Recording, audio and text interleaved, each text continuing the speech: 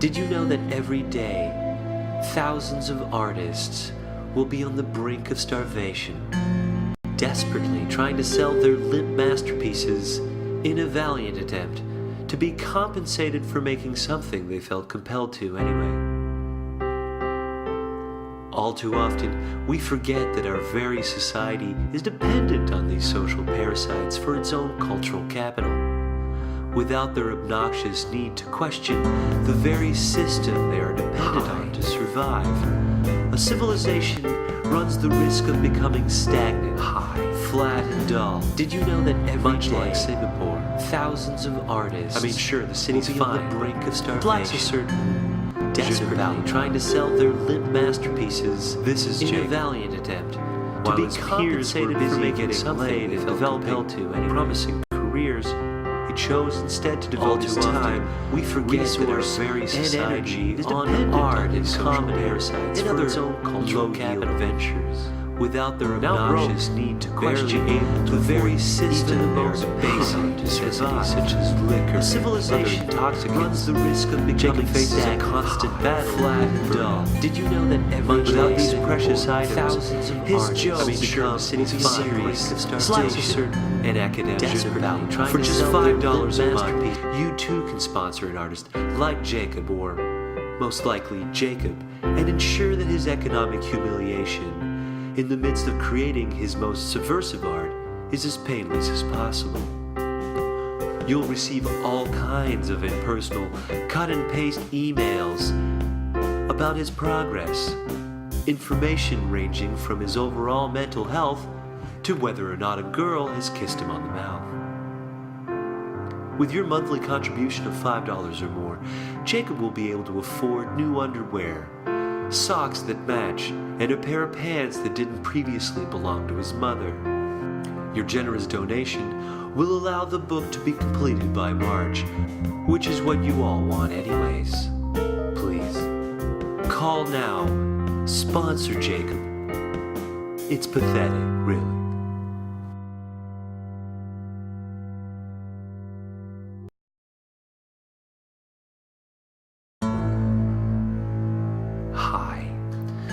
Did you know that every day, thousands of artists will be on the brink of starvation, desperately trying to sell their limp masterpieces in a valiant attempt to be compensated for making something they felt compelled to anyway?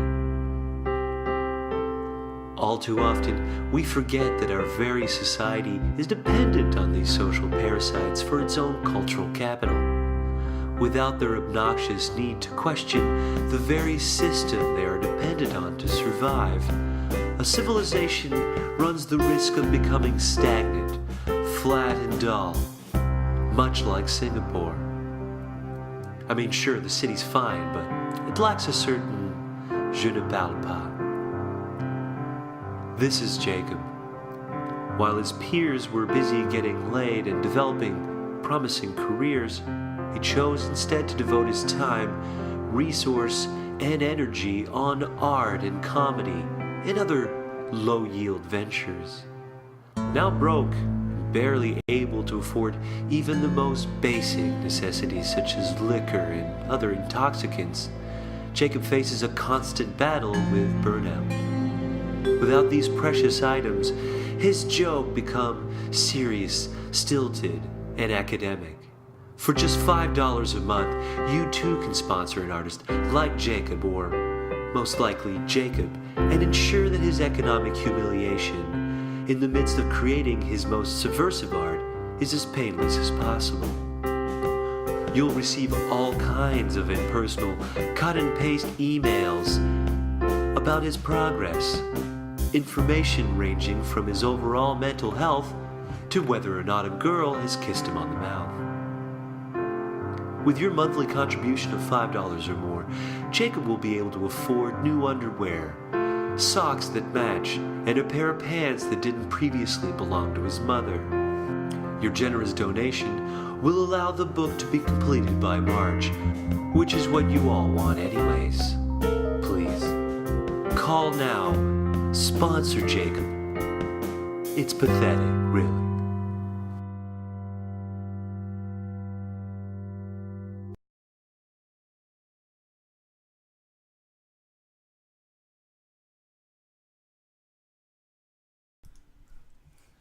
Welcome, ladies and gentlemen, to the live telethon. You are now watching Jakestock, and hopefully it's actually working. There's really no way to know, but we're going to just pretend that everything's working fine and everything's just smooth as shit. And I'm here to give you an introduction as to what it is that you're actually watching. Hi, welcome. I'll have to probably say this a whole bunch of times, by the way, because we kind of flubbed the beginning. By the way, I know I had said noon. That was ambitious. First of all, let me tell you a few things before we start the show. I have some amazing friends who made this possible on absolutely every level. As super executive producer Tom behind the booth would tell you, I don't really have an eye for detail, and that's probably one of my big flaws. But luckily, Tom has enough of an eye for details that we got this sucker running. If it's working, I'm just surprised as shit. Let's just say that. So Tom, behind the booth, say hi to everybody. Hey, everybody. Wow, that was really inspiring. As you can see... My name's Tom. Yeah. And I'm here to keep this show on the road. It probably won't be on the road for long. As you can see, there's a reason why he's not behind the mic. He's doing all the technical aspects. But he's going to be the one letting me know also, as we go through this, how much we've managed to pull together. Because this telethon is about trying to get this thing, this Bible stories book that I've been working on. Hopefully, most of you who are paying attention to this have actually listened to the audio version that we did, or you've listened to, or you've read the physical version that I've put up. It's an HTML file. There's a PDF file. If you haven't done so, you can actually do this, because this show is literally so long that you could go and listen to the audio version. It's only 50 minutes, and you could come back and figure out whether or not you want to support this. This is going to be 12 hours of talk, of music, of guests, of interviews. It's crazy, actually, how much stuff I probably over-prepared for content. Truthfully, we might have to go over, because I have absolutely no idea if we're going to make our goal. This is a completely crazy experiment, and again, I just have no way of knowing if this thing is going to work out. But we're just going to assume. I mean, up until now, there was no way to know if this was actually going to work. How many minutes ago did everything run smoothly? About 10 minutes ago? Talk about keeping it tight, folks. We got it. Yeah, keeping it tight. Well, we're going to hope that it's going to work out, because we have an exciting lineup, let's just say. I pre-recorded interviews with 8 guests already, and I'm going to have a live interview, someone who's going to come here, a musician from Montreal called Bobby Dove, and she's going to be performing some of her music, which is actually amazing. It's country, a mix of country, bluegrass, jazz, blues. If you've ever listened to Nico Case, which I'm a very big fan of, the sounds will be a bit familiar, although my opinion is that she's a little bit more bluegrass, if you want. And her lyrics, because of the, she relies more on that bluegrass, are obviously reflecting on some sad shit. Well, I guess it's kind of, I don't know if it was a good idea to bring someone who has depressing music on, but she's going to do it during the day, so at least there's going to be sunlight when it happens. So she's going to come over and she's going to be performing. We have Sylvia Brooks that I interviewed. She's going to be her first interview. We also have on the show Jerry DeWitt, Guy P. Harrison, Peter Boghossian, MC Brooks. We also have Ryan, who's made an appearance, and we're going to be showing the pilot that me and him worked on, the Fight Linker pilot. It was an MMA show that we did way back. So we reminisce about that. We give you a little bit of a behind the scenes, if you will. And then you're going to see previews for all other kinds of stuff. Cooking show preview, that's one of the things that I'm working on in the future. So there's all kinds of stuff. It's not just, I know that I'm trying to get $3,000 for a book. But at the same time, I wanted to show you guys that there's a bunch of other things, because I'm not the type of person to put, my eggs all in one basket. I mean, this book might suck. I'll be the first to admit. Yeah, sure, you read Genesis. Maybe you liked it. But that's just one chapter. There's 20 of these motherfuckers, all right? And I don't know if I'm going to hit the mark with all of them. Luckily, about 20 or 30% of people never finish the books that they buy. They just read the first chapters, and then they just sort of put it in their bookshelf so they can tell everybody they own it. Kind of like, a Stephen Hawking's book. I'll be that book. That's fine. That's cool. But, obviously I don't want to do a bad job. I don't know why I'm underselling. Let's go back. Let's rewind. This will be an amazing book, which you need to support. $3,000. That's what we need. So if you're on the site, goodatheist.net or jacobforte.com, and you're streaming this, we have this wonderful layout that was all possible because we had a web goddess who worked on it. She's in the credits. Did you put your credits up? No, you didn't. The credits will eventually be up. And there'll be a pretty badass poster you can get, which, you know, she will be on as well. So that was an amazing last-minute job, and trust me, it was this frustration on her part. I thought she might rip off my head, but, you know, that was all my fault. Many details were left unfulfilled, let's just say. Sometimes the pressure you put on your friends, yeah, it's not always easy. So it's not even just for me. You know, there's three, really. Maybe I can get them something nice. You know, like, what do they need? Some coasters or something? You guys need coasters? Yeah, no, really, some classic coasters. Oh, my God, let's get some coasters with my fucking, like, logo on it. Gold coasters. Flying Spaghetti Monster coasters. Oh, yes. That would be awesome. that would be if we can really nail it past the $3,000. My unbelievable production team is going to get some Flying Spaghetti Monster coasters. Not available for any of you, though, because I can't even imagine what the profit margin is on that. Like, holy shit. It's probably going to cost like $10,000. So before I start going on, like, if you're just tuning in now, tell me, boy, how many are we at? Are we at like 5 people? How many people are now streaming? What do we got? We're rocking a cool 4 people right now. Rocking a cool 4 people. All right. So if you're just tuning in, which is just absolutely anybody, just as you're tuning in, we're going to be giving you 12 hours worth of content. And if you think that that's worth something, you're going to see below a layout of all these kinds of packages that you can get. Some cool things. Some postcards. Well, you can get a postcard for $5 if that's the most you want to give. All right, I'll take it, and I'll send you a cool postcard, a Bible stories trivia postcard that you can, if you just scroll down, you'll be able to see. And if you want to give it a little bit more, for $10, you can get 3 of these suckers. Send them off to your friends. I figure, you know, it might be fun to send them to some religious fundamental friends and be like, hey, which one is factually incorrect? You know, you really want them to see how profound their knowledge is. By the way, I'm going to be asking some people, you know, they can tweet. If you just tweet hashtag Jakestock, you can have a conversation with us. You can just tell us things. So we're going to be asking things from you. So if you do that, I'm going to put it out there. Who can identify which of the 3 parts of on the postcard, which of the Bible stories are factually incorrect? Because there's a little bit of a it's a bit of your trivia, and we'll see if you guys get it. I thought the whole thing was true. See, that's not the answer, by the way, but don't be giving out any potential answers. Already we've eliminated one answer. Good job, buddy. I can't edit this out. This is technically live. Did you hear Costco move the Bible to the fiction section? I did hear about recently? that. Well, I've been having some thoughts myself, actually. It's interesting that you bring that up, Tom, because, you know, if I'm going to categorize my book, really, how do I categorize Bible stories? Because anywhere else, you know, they're categorizing, Bible stuff as nonfiction. So, you know, the big question out there, maybe I'll put this out to, you know, people who are paying attention to the show is, should I put myself in the nonfiction or the fiction? Right, which one? Which one?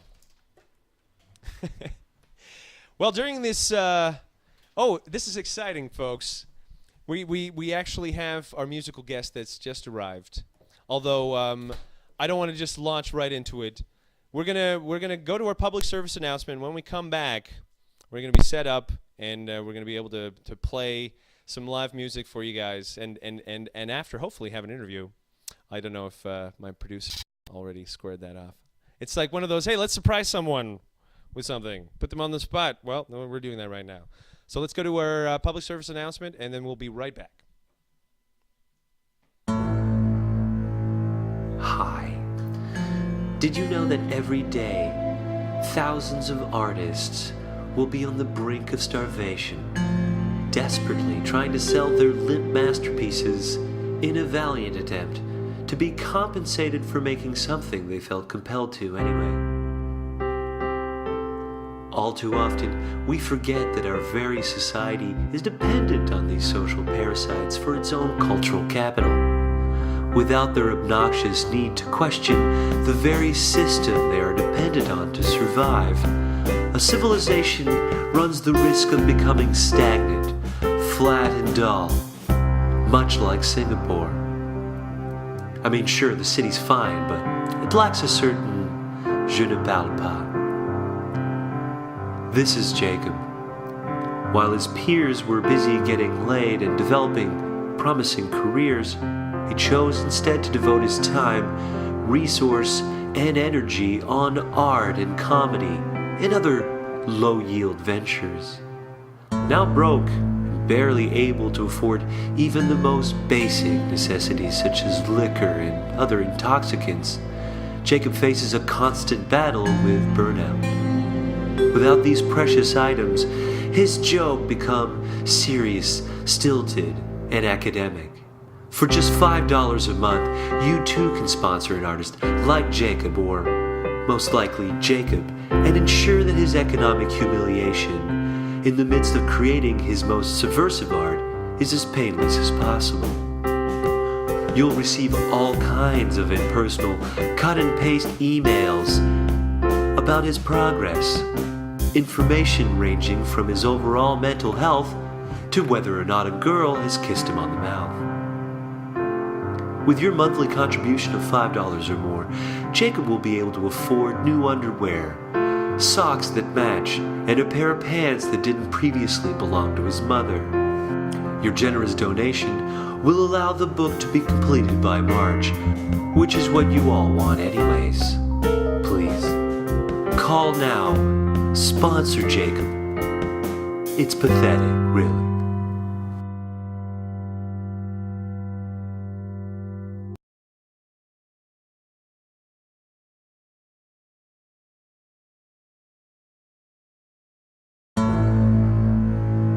Hi. Did you know that every day, thousands of artists will be on the brink of starvation, desperately trying to sell their limp masterpieces in a valiant attempt to be compensated for making something they felt compelled to anyway? All too often, we forget that our very society is dependent on these social parasites for its own cultural capital. Without their obnoxious need to question the very system they are dependent on to survive, a civilization runs the risk of becoming stagnant, flat and dull, much like Singapore. I mean, sure, the city's fine, but it lacks a certain je ne parle pas. This is Jacob. While his peers were busy getting laid and developing promising careers, he chose instead to devote his time, resource, and energy on art and comedy and other low-yield ventures. Now broke, barely able to afford even the most basic necessities such as liquor and other intoxicants, Jacob faces a constant battle with burnout. Without these precious items, his joke becomes serious, stilted, and academic. For just $5 a month, you too can sponsor an artist like Jacob, or most likely Jacob, and ensure that his economic humiliation in the midst of creating his most subversive art is as painless as possible. You'll receive all kinds of impersonal cut-and-paste emails about his progress, information ranging from his overall mental health to whether or not a girl has kissed him on the mouth. With your monthly contribution of $5 or more, Jacob will be able to afford new underwear, socks that match, and a pair of pants that didn't previously belong to his mother. Your generous donation will allow the book to be completed by March, which is what you all want anyways. Please, call now. Sponsor Jacob. It's pathetic, really.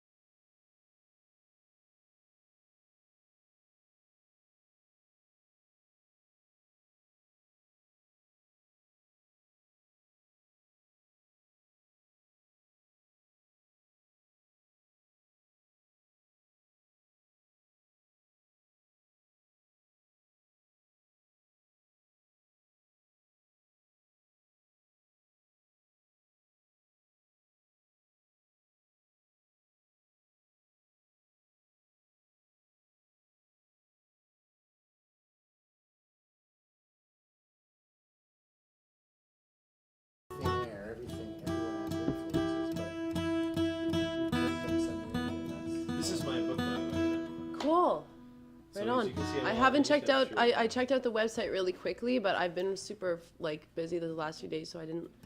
Trust me, most of the He just guests sent that it are to me online recently. Yeah. have like even people who are going to be on the back of my jacket as reviewers have not had time to read it. The interview was the only time I had time to catch up with them. Literally, it was like, hey, how's it going? I haven't talked to you in 2 years because I've been so busy. The only time I get to hang out is during an interview. I'm like, oh, this is what happens when you deal with people that are, exploding.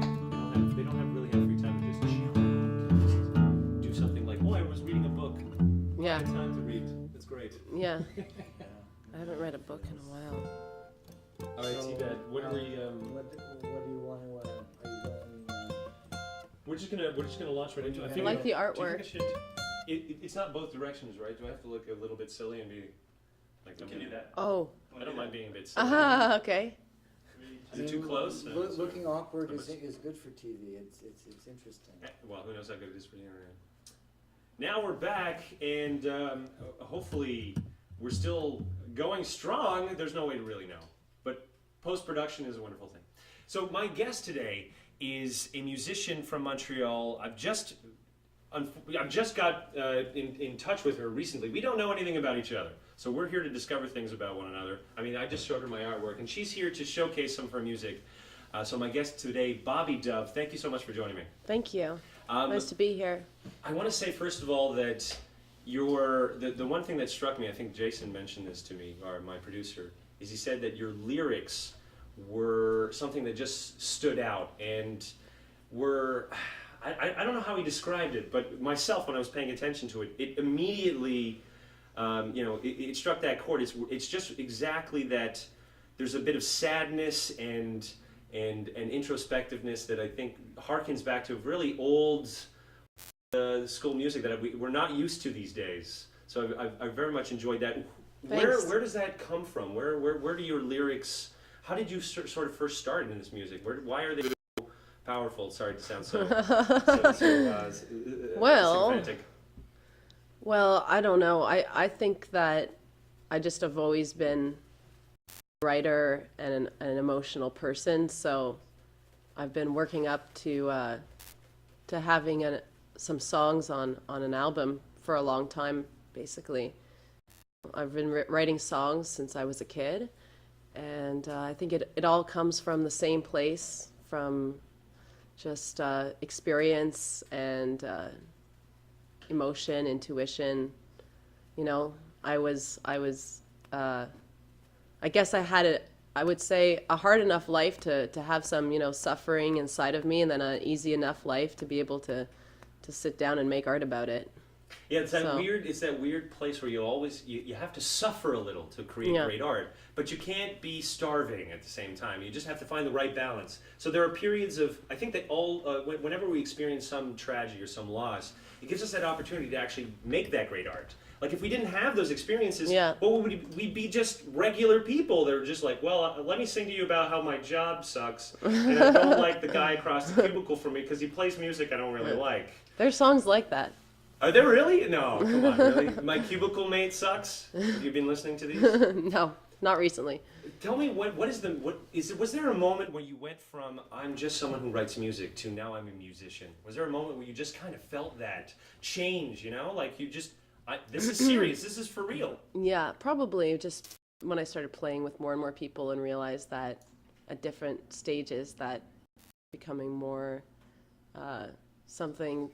It was becoming more and more out of the cocoon and into the world of ears and people hearing me, and just playing with more people makes it more musical. What was in a way? What was most challenging to you? Is it just the act of playing? Like, for instance, I want to make sure that I don't mess up the notes, or is it I'm worried that someone's going to listen to my lyrics and not like it? What do you feel sort of like most awkward in your performances, or the thing that you feel the most self-conscious about? I try not to feel self-conscious about anything if I can help it.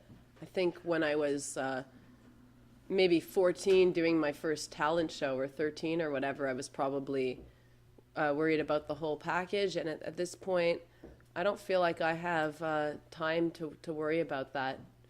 I mean, I always want the whole show, the whole experience to be strong, you know. I don't want to worry about what people are thinking too much, because that will just take me away from being present and, From the experience and of rocking actually out. doing it, right? Yeah. So for you, every You can performance actually is its own really, experience. yeah, you can really sabotage yourself thinking about how people are receiving you, or if you look at someone in the audience that you feel is judging you, you start focusing on them. That's not where you want to be at, you know? Maybe that sort of is the line of separation between someone who's just doing it and they're just getting started, and like every artist, you know, like there's the fear about how is my art being perceived, but eventually you have to cross that threshold and say, I don't really give a shit, and I'm just going to sort of like lay it all out there, right? That's right, yeah. So you're at that, you're well past that stage now of giving a shit. So now it's sort of I like hope the complete so. independence. I hope so. So you would be, so you're telling me you'd be as comfortable going to a venue with 10 people as you would be going to a venue with 1,000 people?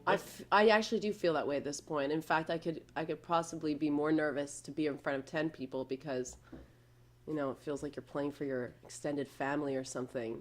Is it a bit nerve-wracking Normally. being in a small room? We don't even know if the audio is going to be that great. But is that nerve-wracking or totally relaxed? Where do I got you? Somewhere in the It middle? really depends on the day, but I hopefully, like, I'm just trying to keep the nerve-wracking to a minimum, and the you know, the performance cool jitters? zen, you know, feeling to a max. You know? Well, I don't want to belittle what you do, of course, but it Yeah. reminds me of when I play ping pong. Because Okay. it sounds strange, but you know, when I'm in my zone and I'm not thinking about what I'm Yeah. doing, I play great Well, ping there pong. is a zen of ping pong, yeah. There's a zen to everything, you know. That's right. Yeah, You it's have to all be lost in belittling. the moment. If It's you all want. relative, so to speak, you know. So you in your performance, you asked me how many songs am I doing, which is the invitation saying, well, many, because I was originally being like one, but Yeah. oh, you asked me how many. Oh, Yeah. that's an invitation to as many as possible. But I want to ask you sort of, what do you think is the most appropriate song to really introduce people to your style? Which song would you like to introduce us? Because I'd love for you to do a song, and then we can kind of go right back to the interviews, because I want people to hear not just your lyrics, but of course I find it wonderful to watch you play. You have a, you know, like this cool, relaxed thing that's just like. Well, I am sitting on your couch. No, but you know what Jason was telling me, it's like, oh, she's got this charisma and this sort of like presence about her. Yeah. I'm like, oh yeah, I see it. It's like this. Yeah. Everybody in the presence of a superstar. Thanks, Jason. Oh, it's just the sunglasses, you know? Yeah, I should get some. Because it's sunny in here. Wardrobe, Isn't it? can I have some sunglasses? I feel Yeah. a little bit less cool. Okay, so what is your first song? What are you going to be giving us as a performance first? Well, I thought I'd play a song called Rock and Roll Queen. It's on my CD, and I guess it's a good song to introduce y'all to my music. Y'all ready? Are y'all ready? I don't know if y'all are ready. All right. Well, so what is the song called? It's called Rock and Roll Queen. Rock and Roll Queen. All right, here we go. Ready? We're ready. We're ready. Uh-oh, I'm out of tune. Okay. Sorry. I just realized that I tuned it before I left the house, and then, yeah. So I would like to ask you, what would you do if I Cut all that out, right? if I sang out of tune? Well, in the post-production version, absolutely. So what would we do if you sang out of tune? Well, we would not walk out of walk out on you at all. We'll lend you our ears, and you'll give us a song. Oh, that's it. Here.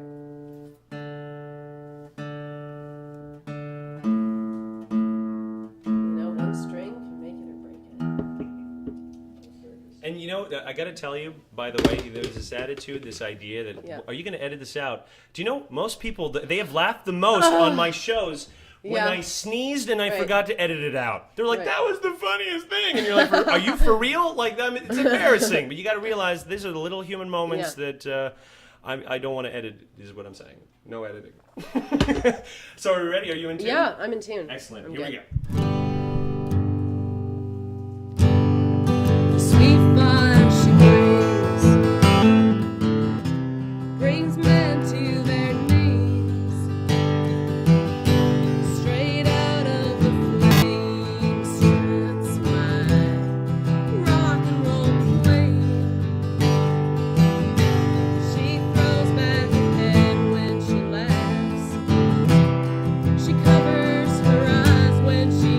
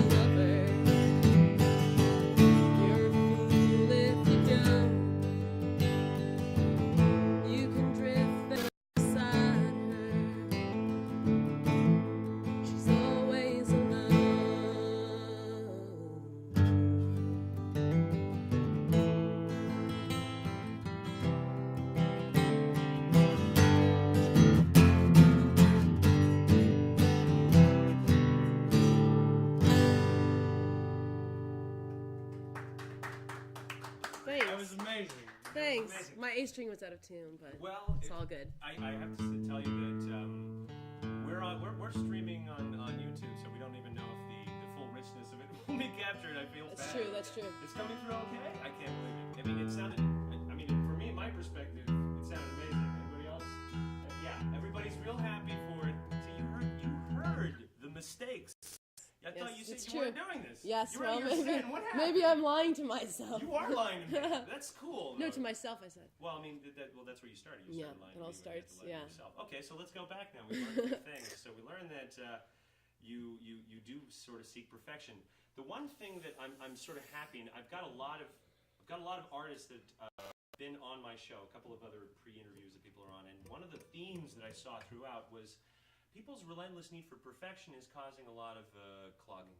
In what I think that people should be way more confident about the kind of quality stuff.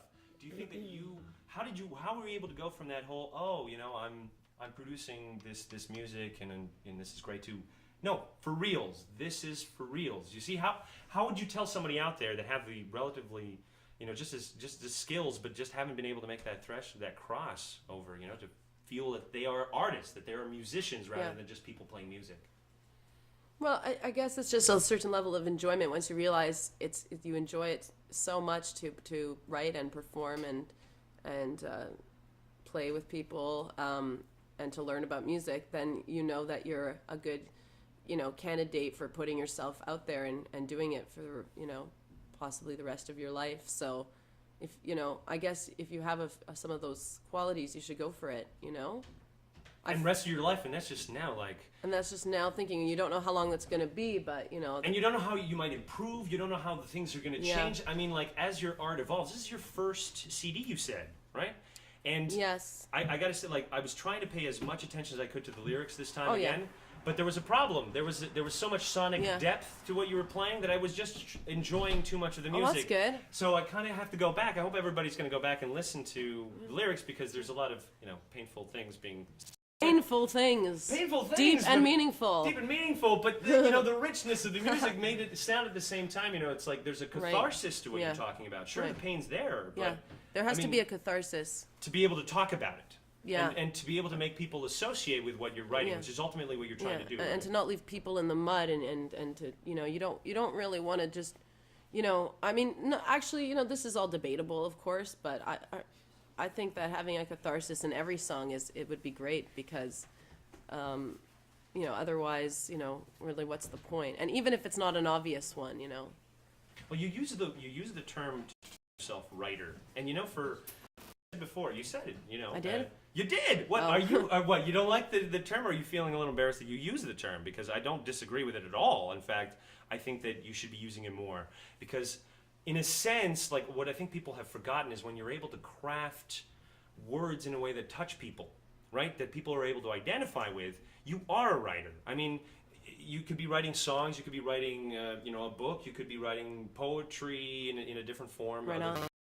But ultimately, I think that you should see yourself as a writer, maybe a writer first, because like I said, despite the fact that there's a lot of sonically deep and rich, it's sonically rich. There's also fundamentally, I think the lyrics are still the core strength of it, and need to be dissected even more. So for me, songs that you can listen to again, and you're like, oh, I get that, and you don't necessarily understand it at every point in your life. Like for instance, if I played you some of your songs when you were 14, would you get it? Or would you feel sort of I don't get what this music is about? It's almost too early for you. Even your own art might be too early. So we all have to kind of reach certain steps before we're ready for it. You see what I'm saying? So let me ask you this. It's your first CD. It's out now, and you're going to be performing, right? Like today. Yes, I'm performing tonight actually at another fundraiser type of event. Really? What are they fundraising for? Fundraising for relief for the Philippines. Really? The That's aftermath great. of the typhoon. Yeah, so someone, a couple of musicians I know organized this event at the Wheel Club. I don't know if you're familiar with the Wheel Club. No, where is But it? that's how I got the whole, the female Hank Williams thing, was because at the Wheel Club, every Monday night, there's the Hillbilly Night. And That doesn't it's sound free. racist at all. Hillbilly night. It means every toothless Moonshine for all. Do drinks have like Well, themes they're or something? referring to the music. They're referring to the just music. the music. The music is all pre-1965 country. So, anyways, but they also do other events at different days of the week. So they booked the Wheel Club for this fundraiser. So I'm playing there tonight. Yeah. And how many other artists are performing? I think a few, 3 or 4. I'm not really sure. There's a lot of people coming out. There's a lot of people coming out for this. I like how you For kind this of one. just Did we just get a walk by? We inserted Dovetails, the album cover. Oh, nice. Doing that. That was smooth, by the way. You could have Yeah, just let me know. smooth Yeah. You have this tendency to just kind of accept things on short notice. I like it. Like you're Yes. you're. This is some raw shit. I mean, even now, here, we didn't even know if this was gonna work. Yeah. Jason came over here and he's like, "I've got this great artist, and you can get her to sing some songs." Which now I'm going to force you to do a second song. So what would be the great second song to follow up after something like that? Do you have anything a little bit more upbeat? Oh, I Yeah. was hoping you were gonna say Even more depressing. something no? even more depressing. Okay, no, Please. let's do it. Let's dig. No, deep. no, I'll go for something. Hold Because on. you could finish with depressing. Because you know I play upbeat cover songs, but I don't think I've ever written, something that. Okay, you when I know, meant more my upbeat, I meant more up tempo. Something Can I that's change not to that? cry to. I mean, you could be singing about murder, Okay, but if, as up-tempo. long as it was up tempo, Yeah. it would be just fine. 'Cause, Okay. yeah. Do you have anything up tempo? All right, why are you gonna dance or something? Yeah. Yes, yes. Well, apparently now I have to dance. It is my telethon. Have we got more people on so far, Mr. Producer guy? What are we at now? We're up. Oh, did we break? We're up to in the digits for a while. Check here. Yeah. Double digits is good enough for me. So, how do I dance to your music? Can you teach me how to dance to your music? Not while I'm playing. No, you can instruct me. Is there a particular... Do I have to, like... Well, no, maybe a little do-si-do wouldn't hurt, What a little line dancing. I think Jerry Lee. I don't know what A our... little line our dancing, a framing little is bit so of bad that, see, Didn't Jerry Lee my Lewis producer. have it for me? thrust your pelvis Wiggle around not in a my little direction. Yeah, right. Okay. Sorry about that. I forgot about That's a that. great title for a new song. Yeah. Yeah, could you, if you could thrust your pelvis but not in my direction? That would be a great single. Yeah, okay, so I won't be dancing this. The framing's horrible. I don't know if I can dance to your song. So, what else do we have? We'll write that one. Sorry, I just got so comfortable. I know, it's a little bit... I don't got you even all feel bent like- over to kind of... we could go to a little break. Why don't we Yeah. take like a 10-minute break, and then when we're going to come back, we're going to have another song because Bobby wants to lean back for a little bit because her back is hurting. And we're gonna get her, like maybe something. Mama, do we have anything for her to eat? Oh, yeah. Do you like a pulled pork sandwich? Because my mama brought Oh my some pulled God. pork sandwich and some homemade beans. That sounds amazing. Yeah, it is amazing. So we're Maybe gonna I'll have to- like a bit of that. We're gonna That pay would her be- in pulled pork sandwiches. That's amazing. So That's. Did you get the buns? I did not get any buns. That's bad. Oh. We were I just don't barely e- getting this working. I'm not even until into 1:30 bread. there, I Mama. don't even need the bread. So, I can't stress how sort of like seat of her pants. All of this is. This is all very seat of her pants. But I would like to play. I'd like to play now. I'd like to play now soon. You want to play soon? You I want to wanna play right play now? Are you ready for soon. one? Okay, Yeah, why don't yeah, you play yeah. one now, I don't and wanna then we're eat gonna and go then to a play, commercial yeah. break right after you play. Yeah. So give How us about a new another song. song? Give us a song. I'm ready. Okay, this is a new-ish song. Newish. Newish. I like it. And it's not on the album. So, Ooh, exclusive. a little sneak peek.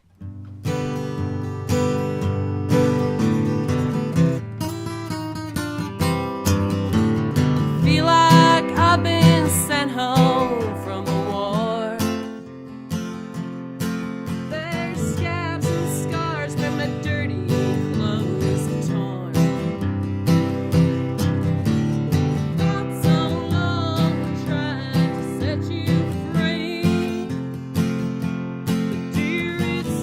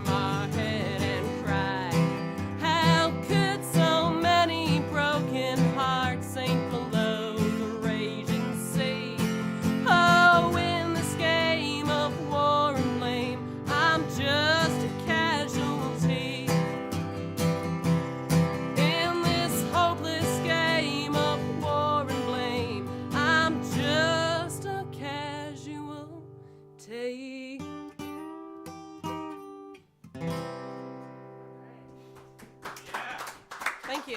That was awesome. That was awesome. Now, let me ask you this. It's something I've noticed right away of your music. You don't try to go for the easy notes. What's up with that? You, like One I of see, those? you're just like, oh, here we go. No, I'm just struggling. No, It doesn't matter if it's easy or it's hard. I'll also. You want to push yourself every time. yeah. It seems with your The other music. thing is I'm not used to sitting down like this. So sitting down it's different. No, I meant It's the different. music So itself. I everything meant the seems music more. itself. Everything looks more difficult because No, it is. but I mean the notes itself, because there were so many times where I was expecting a Oh, certain, really? like your chorus to go a certain way, and all of a sudden I'm like, oh, you went up or you Oh, went down, up and and like down, the way yeah. that you're playing with these notes, Okay, I'm like, okay. you could have easily not done that. Oh, okay. But I feel like you're just sort of like, I want to let me push this sound. Let me sort of push like, this. Yes. Yeah. Do you get the feeling that you do this with your music? I quite a need bit? to do this. Yeah, you're pushing it. I feel. You have to push this. I mean, not all the time, but especially when you play your songs over and over again, you also have to make it interesting for yourself every time. There always has to be something challenging about it. Otherwise, you're putting people to sleep. Sonically and yourself. interesting is your Something, yeah, something. Even if it's just something in your brain, that you think you're doing and you're not. You just stay, into it. So how much is this going to play into your obsession when you're like 30 years from now, when I Right. interview you again and you're super famous, and I'm like, now your sounds are so complex that I'm being lost in a vortex of time, because now you're sort of like taking me all over the place. Oh, No? what do you mean? Well, I mean, I'm saying that... I don't even know what you're talking about. I'm saying that, the evolution of you as an artist might go sort of like all kinds of crazy directions. Let's think Yes. about you, like you right Yes. now already. I mean, you just Like said... more didgeridoos. Well, no, not more didgeridoos, but do you see yourself, like you said before, I mean, you want to keep pushing yourself, at least Yeah. it sounds with the sound. So how much harder do you want to push yourself? Like, Right into the grave. Into the grave? You have a young age, or you're not going to be Club 27, are you? Like, it's a dangerous club here. Let's not talk about our ages.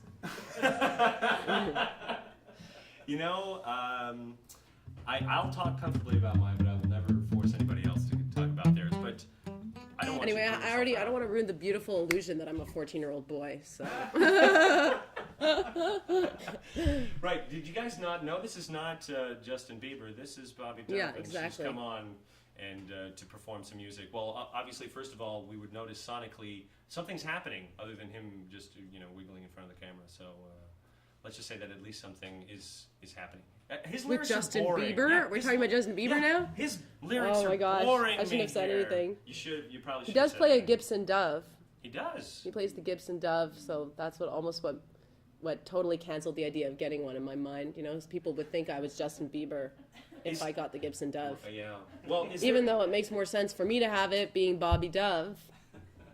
I even tried. I don't. Oh my remember God! They it. would make one after you when you're famous. Well, right? I don't know if The it was Bobby Dove. Hold on, I don't know if it was a dream or if I actually did this, but I think I dreamt or actually called Gibson and asked them if they would want to sponsor me, or maybe I just thought about it or No, that sounds like a said dream, but something also while I was slash great drinking. I don't idea. remember. No, But no, I think that's- I asked them, but I think they turned me down. What? I think that sounds like the dream. Again, Yeah. maybe the way you asked it was exactly perfect. Right. You got to craft it. Right. Maybe you should not. call. People have been asking me, can you be my publicist? And I'm going to say, maybe I should, but I got to tell you, before I got here, when we're doing the, like this whole thing, I had to borrow my $2 to get here from my mom because I'm out of money. So I'm obviously terrible at this publicist thing. Well, I how just many sound languages do you speak? 2. Okay. I am working on a third. So. I'd like to get Spanish. In fact, it's my dream to do a show in Spanish. That'd Yeah. be great. I don't know how I would do it, but it'd be lively and there'd be horns, because everything Mexican apparently has horns. No, that's the worst statement ever. No, not everything Mexican has horns. I love Latin music. Really? What is your? Is there going to ever be any Latin music influence in your? Would you step outside of country? There's and, definitely. I immigrants? always feel there's a some kind of something. Maybe people don't hear it. Maybe it's just in my head, or maybe it's in my earlier stuff. I've written a song in Spanish in the very far past, but I can't remember all the words, so don't ask me to play it. Okay, I won't But- put you on the spot to sing a song that you don't But quite remember. I grew up around that music. So how many languages do you speak? Well, not too many. I want a publicist who speaks, Well, your Lots of threshold is like, languages. if you do, 3 is where I start. So if you're not like twice above that, you can go to hell, right? That's the Well, I thought there is no hell. Aren't you an atheist? Hey-o. So Thanks for embarrassing me on my own show. By the way. can I respond by saying that one is allowed to use alliteration? Thank Okay, you. okay, I just get a it. little No, bit? it's all good, Okay. it's all good. We're gonna take a 5-minute break. We're gonna just play the thing. We're gonna be right back for your. You got one last song for us that you can basically pull out because Yeah, I'm yeah, putting you I'll in a pull weird it. position. Is your back all right, by the way? It's all right. It's all right. Okay, Could use we're a gonna- massage, but We're gonna get you. We're gonna No get pillows, you no some pillows. Robaxacin No, or that's something okay. like that. But we're gonna be nothing right back necessary. in 5 minutes. Okay. Hi. Did you know that every day thousands of artists will be on the brink of starvation, desperately trying to sell their limp masterpieces in a valiant attempt to be compensated for making something they felt compelled to anyway? All too often, we forget that our very society is dependent on these social parasites for its own cultural capital. Without their obnoxious need to question the very system they are dependent on to survive, a civilization runs the risk of becoming stagnant, flat and dull, much like Singapore. I mean, sure, the city's fine, but it lacks a certain je ne parle pas. This is Jacob. While his peers were busy getting laid and developing promising careers, he chose instead to devote his time, resource, and energy on art and comedy and other low-yield ventures. Now broke, barely able to afford even the most basic necessities such as liquor and other intoxicants, Jacob faces a constant battle with burnout. Without these precious items, his joke become serious, stilted, and academic. For just $5 a month, you too can sponsor an artist like Jacob, or most likely Jacob, and ensure that his economic humiliation in the midst of creating his most subversive art is as painless as possible. You'll receive all kinds of impersonal cut-and-paste emails about his progress, information ranging from his overall mental health to whether or not a girl has kissed him on the mouth. With your monthly contribution of $5 or more, Jacob will be able to afford new underwear, socks that match, and a pair of pants that didn't previously belong to his mother. Your generous donation will allow the book to be completed by March, which is what you all want anyways. Please, call now. Sponsor Jacob. It's pathetic, really.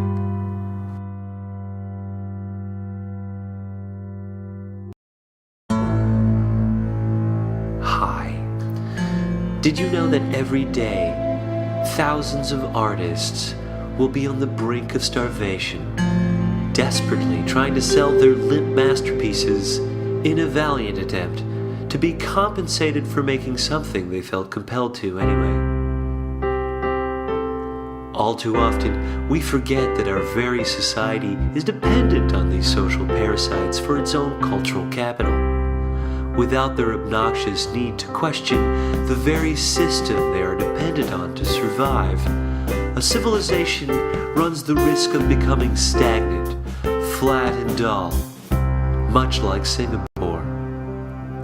I mean, sure, the city's fine, but it lacks a certain je ne parle pas. This is Jacob.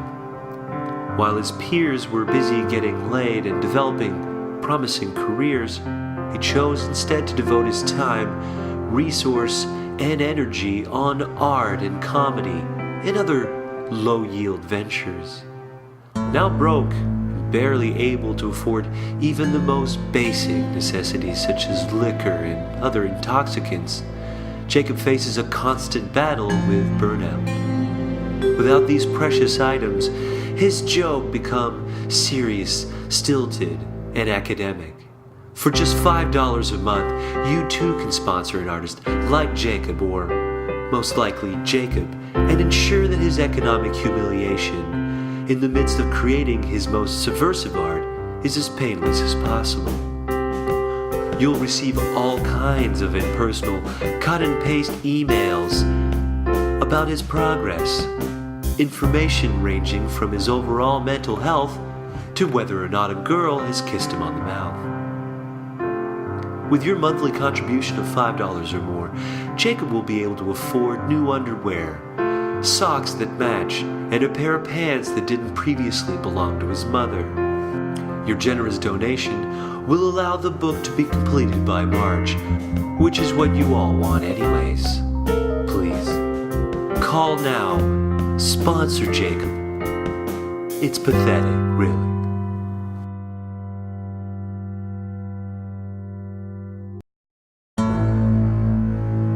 Hi.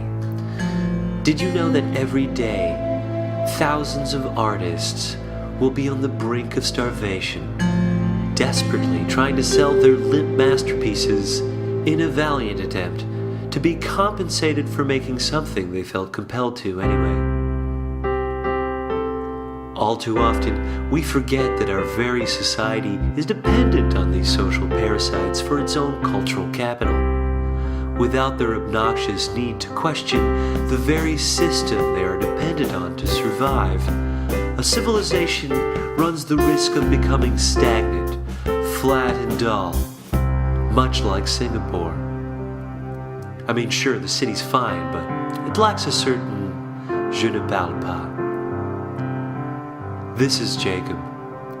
While his peers were busy getting laid and developing promising careers, he chose instead to devote his time, resource, and energy on art and comedy and other low-yield ventures.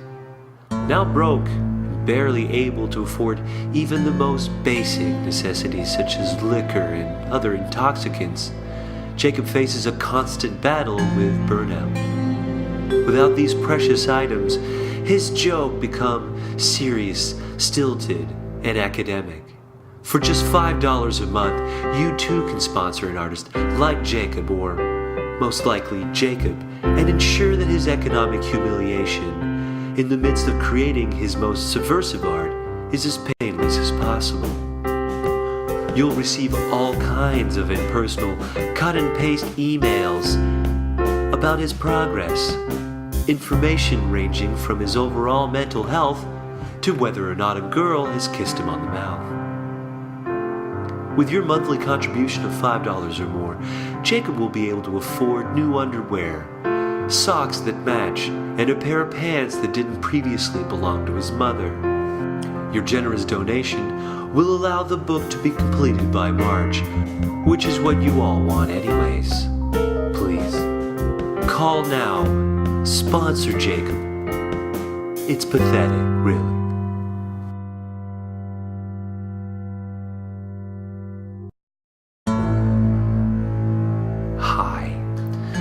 Did you know that every day, thousands of artists will be on the brink of starvation, desperately trying to sell their limp masterpieces in a valiant attempt to be compensated for making something they felt compelled to anyway? All too often, we forget that our very society is dependent on these social parasites for its own cultural capital.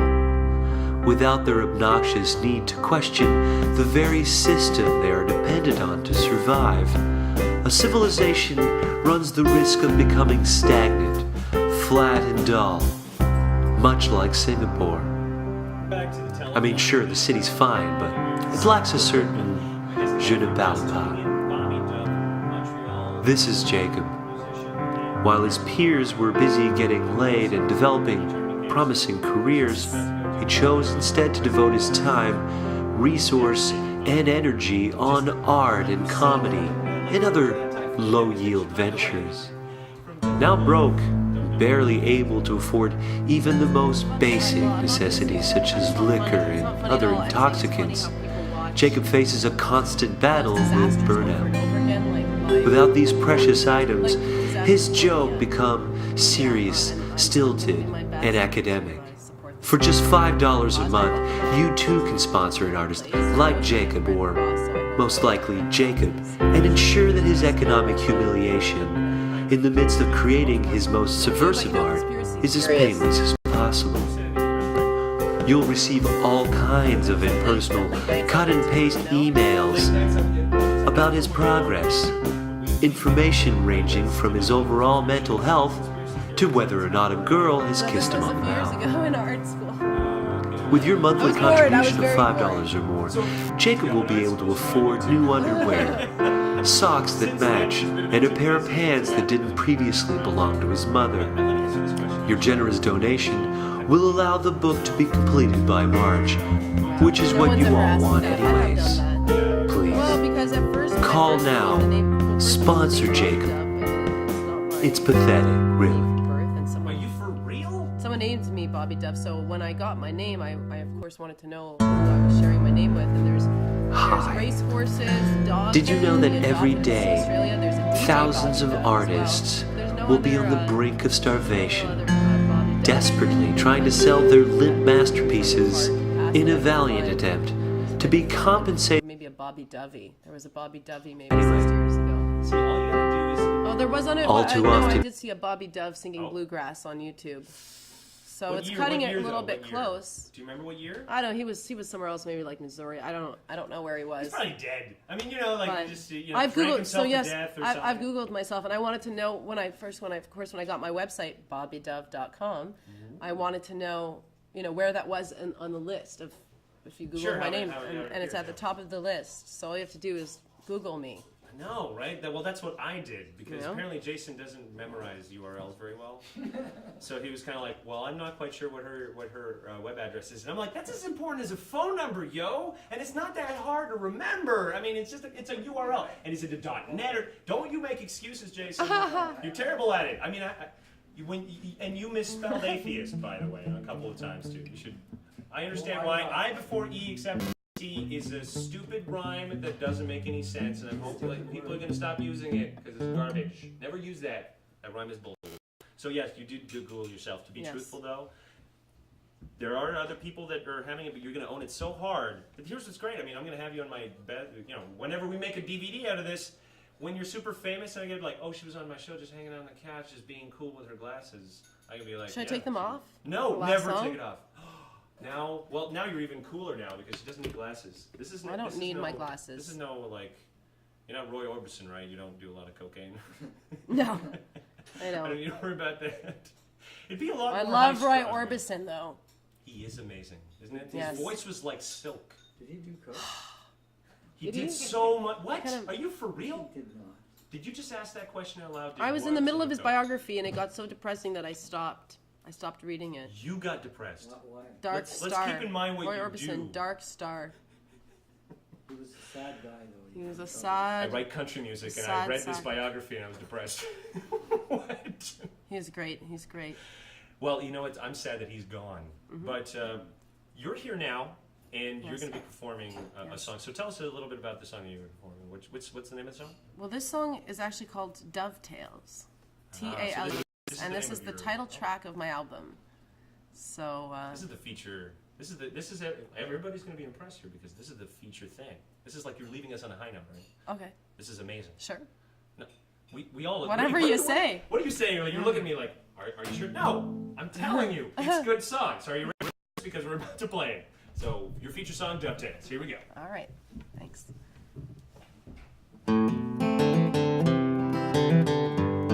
Go fall in love with somebody else. Hopefully one day soon. I have fallen into a dangerous abyss. It's like falling from heaven to hell. It's like falling from heaven to hell. They're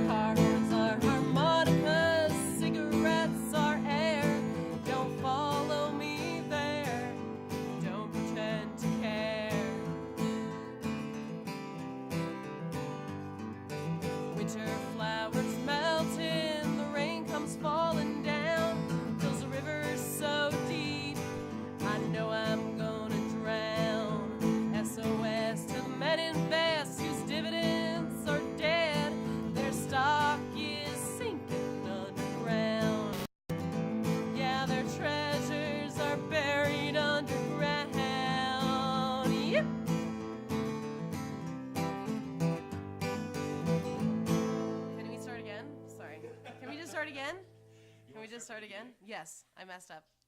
Can we just start again? Just cut that? Can you just cut it? Sorry. Yeah? You couldn't tell? It's okay. I had this problem earlier. Sometimes I blank on my own lyrics. I can remember other people's lyrics really well. You blanked right there. You Yeah. had sort of like a brain fart. Yeah. Yeah. You know what? It's funny because we mentioned sometimes you can be a little bit more nervous in a small audience. Yeah. Is that what just happened? This situation, possibly. Is it okay? Yeah. Can I just try again? Sure. You can do anything you I want. feel silly. You feel silly. What are you talking about? Everything like, that was awesome. Anybody else? We're all surprised. I'm like, Okay. Okay, hold on. whatever you want. That's really nice. Thanks for the moral support. Doesn't help my brain count, but Well, it really helps with the, the atmosphere. It's good. Thanks. Don't have brain, will travel. That should be my slogan. have brain fart, but Yeah. still traveling. Yeah.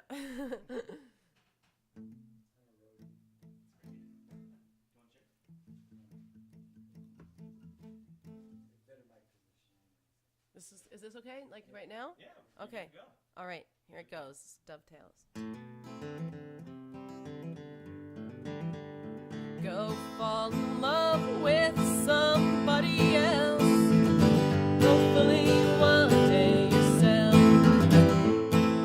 I have fallen into a dangerous abyss. It's like falling from heaven to hell. It's like falling from heaven to hell. Car horns are harmonicas, cigarettes are air. Don't follow me there, don't pretend to care.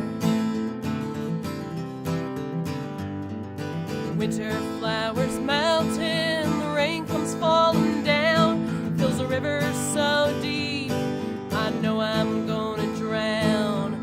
SOS to the men in vests whose dividends are dead, their stock is sinking underground.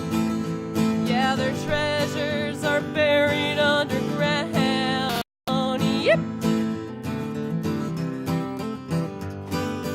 Unexpected autumn, the beginning of June. I cannot eat, I cannot sleep, howling at the moon. Lady in the underpass, still yelling at the wall. You ain't listening to me, and the tales you tell are tall.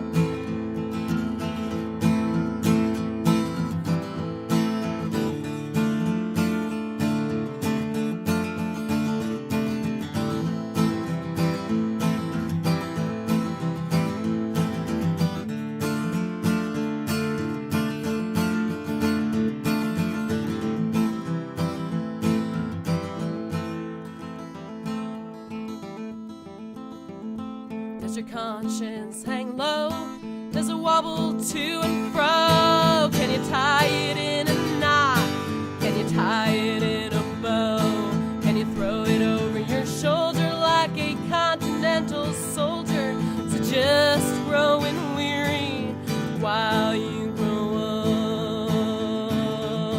old? Go fall in love with somebody else. Hopefully one day yourself. I have fallen into a dangerous abyss. It's like falling from heaven to hell. It's like falling. It's like falling. It's like falling, falling, falling. It's like falling. It's like falling from heaven to.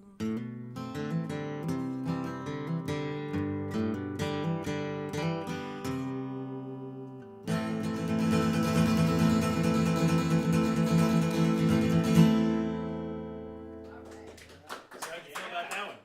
Pretty good. I think it went really That good. one's okay. That Maybe one it's was better with okay. the sunglasses off.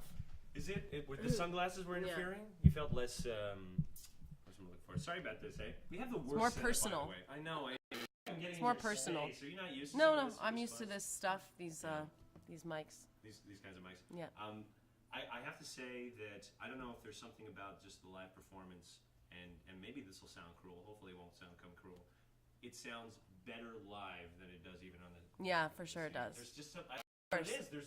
How come the richness can't be? Well, transferred you in don't today's have the media? engineer going like this, you know, in the doorway, like, you know. Do they do that? Yeah, well, you know, Who some. does that? Who does Some. It's the presence of a live human It's the being in presence. front of you. That's what- Yeah. Well, did you know? I mean, Peter Frampton Comes Alive was just an album that kind of just happened. Do you know what I mean? It was a mistake almost. It's just like, oh, we have the recording equipment. Hey, there's a really great editor and production guy. Oh, he's just here. Let's do this thing. So I think that sometimes it's like it's a shame that really, I guess maybe even modern studios don't get to capture some of that magic. You know, like just the wonderful richness that sometimes comes out. I hope we got it on streaming on YouTube. Oh yes. The richness of it, and I guess we'll know post production just how rich it is. The mix was good. So, I guess unfortunately we have to, you know, sort of like part ways because you have No problem. commitments.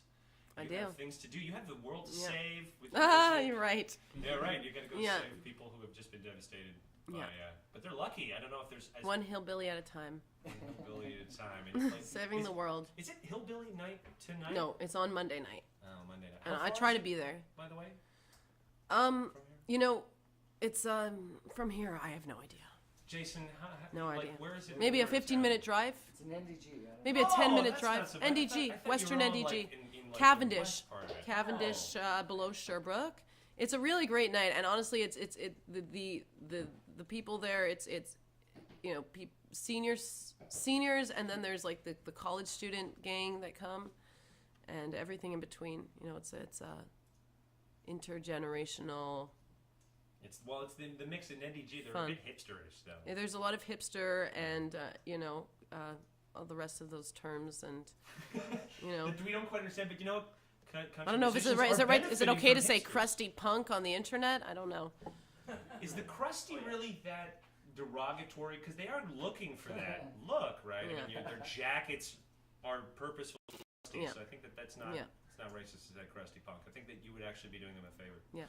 So the one thing before you go, you're gonna have to promise one day to come back and perform for Sure. me again. Because Anytime. that This was because great. I don't know how long it's going to take for you to explode, but it's probably not going to take too long. I have this feeling, and obviously this Thanks. guy has too, because that's why he was just like, oh, I know someone who's really, cool Mac Daddy. She wears glasses sometimes, but sometimes when That's when very we can see kind of her you. eyes, Thank you. then it's amazing. Well, thank you so much for your performance. Cheers, It was thank amazing, you. and we're going to have her back. Good luck with your telethon Yes, well, we have and your book. we have what, 10 hours more to fill there, buddy? Something like that. Something like that. We only have 10 hours more to fill, but we're going to try to get our 3 grants. So if you're paying attention, please, right below, there's a whole bunch of things you can purchase. And also, I want you to direct bobbydove.com. Did I say it right? You see, Jason, that's how you learn a URL. Right here. Right here. All right, we're going to go to commercial break, and then after, we're going to come back to my interview with Sylvia Brooks. So stay tuned for that, everybody. Would you like to Okay. eat?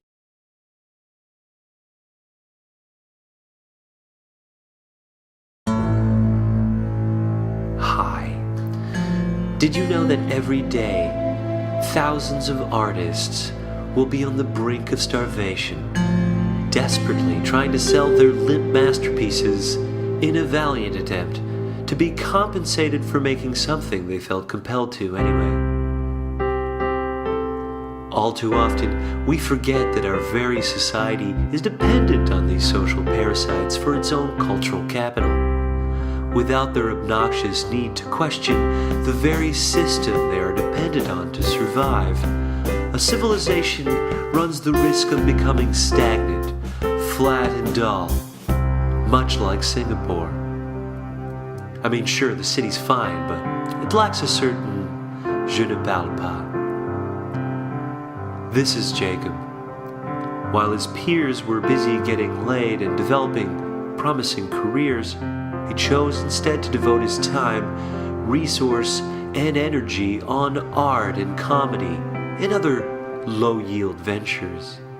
Now broke and barely able to afford even the most basic necessities such as liquor and other intoxicants, Jacob faces a constant battle with burnout. Without these precious items, his joke becomes serious, stilted, and academic. For just $5 a month, you too can sponsor an artist like Jacob, or most likely Jacob, and ensure that his economic humiliation in the midst of creating his most subversive art is as painless as possible. You'll receive all kinds of impersonal cut-and-paste emails about his progress, information ranging from his overall mental health to whether or not a girl has kissed him on the mouth. With your monthly contribution of $5 or more, Jacob will be able to afford new underwear, socks that match, and a pair of pants that didn't previously belong to his mother.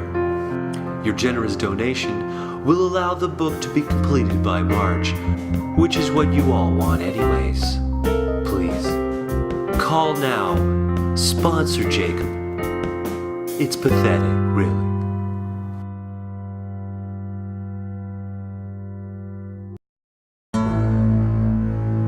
Hi.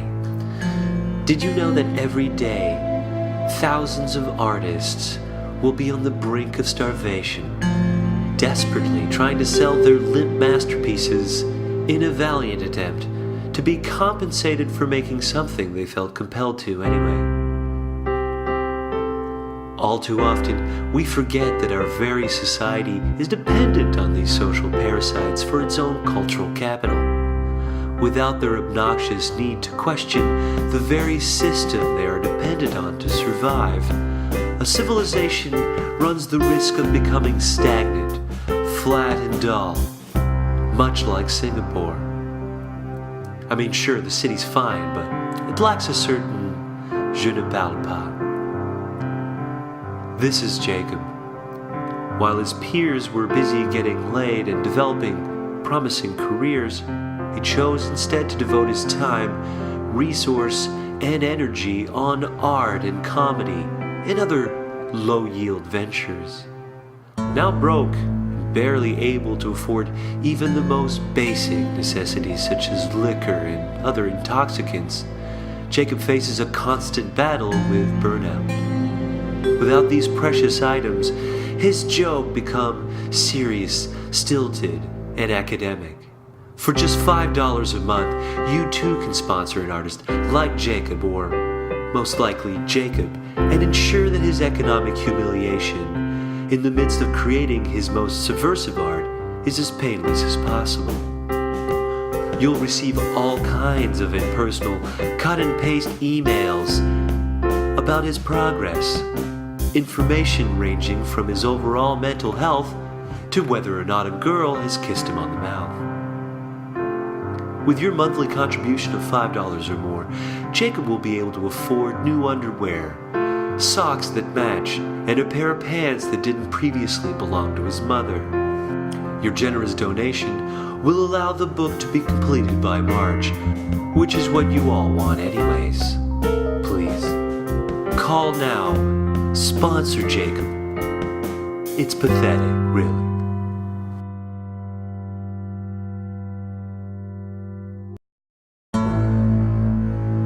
Hi. Your last name's pronounced just Brooks, right? That's it? Just Brooks. Right. I mean, I can't even. I still can't spell it. Don't worry, you and 99.9% of the rest of the world. Oh, that's good. All right, here we go. Not even this is my first one, so I'm not even sure how I'm going to go about this. But I'm still trying to imagine in my head. You're sure it's recording, right? What's that? You're sure it's recording, right? We're recording. We're recording. Okay. Welcome back to the telethon. Today my guest is an old friend of the show. It's like going back in time, if you will, except for we get to be updated with things. This is really exciting. My guest, Sylvia Brooks, if you remember, I interviewed her way back. She's a filmmaker, and she was working on a movie called Hug an Atheist, right? Well, that sounds pretty fun. So I had her on the show, and in some kind of weird, impossible world, she made her Indiegogo campaign happened, and it was all great. And now I'm left with a huge question, gaping hole in my knowledge, being like, what has happened since then? And so my guest today, Sylvia Brooks, thanks for joining me. Hi. Nice to be back with you. So what has happened in the, has it been about a year now since you were on the show, or probably a bit more, if I recall? It's been more than a year. I think it was August last year. So, yeah, it was about halfway through the campaign or more than halfway through the campaign for Indiegogo. And now, if I recall, I went back and I listened to that interview. I got to say, I was one of the skeptics who was like, I don't know if you're going to make it. Sure. I'm like, how did you pull this off? How did you do it? I mean, like when you last left me, you had like, I don't know, 10 grand to make or something ridiculous? Yeah, about the day before, I still had about 30% to make of the goal of 27,000. So, well, a lot of people were donating in those last 24 hours. I thought I'd make a last-minute push, try to see whatever I can get. And then it ended like at midnight Hawaii time, which was the next morning for me. And I was on my way from Sheffield to Southampton, which is about a 4-hour drive, to go on vacation, take a cruise. And on the way out, I just kept checking it, like the emails that kept coming in from Indiegogo, like somebody donated, and then it all of a sudden had an email that said, you reached your goal. And I'm like, wait, what? So, this is not logical. And then you kind of go log in, and obviously you're in a car. I wasn't driving, my husband was driving, I was on the phone checking. Obviously at that point your mobile internet breaks down and you're like panicking, like what's going on? I want to know. And then it said like somebody made like this huge final donation to make up for all the rest. And I was stuck in a car, and all I wanted to do was jump up and down and panic and rejoice. And the moment I got out of the car, I literally jumped in the air and was like, wow. Well, it must have been overwhelming, because when you were on the show, my whole thing was I was pledging to help you restart the campaign, because I was saying, well, I didn't think that you got a fair run the first time around. And I realized, I mean, I've done a few campaigns. I don't know if you recall, but myself, I had to do both Kickstarter and Indiegogo because of a disaster.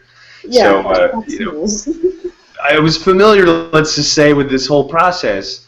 And the thing I imagine in your situation, what must have happened was that simultaneously, I mean, it's great to reach your goal, but at the same time, success is the most terrifying thing, because now you have to fulfill this goal.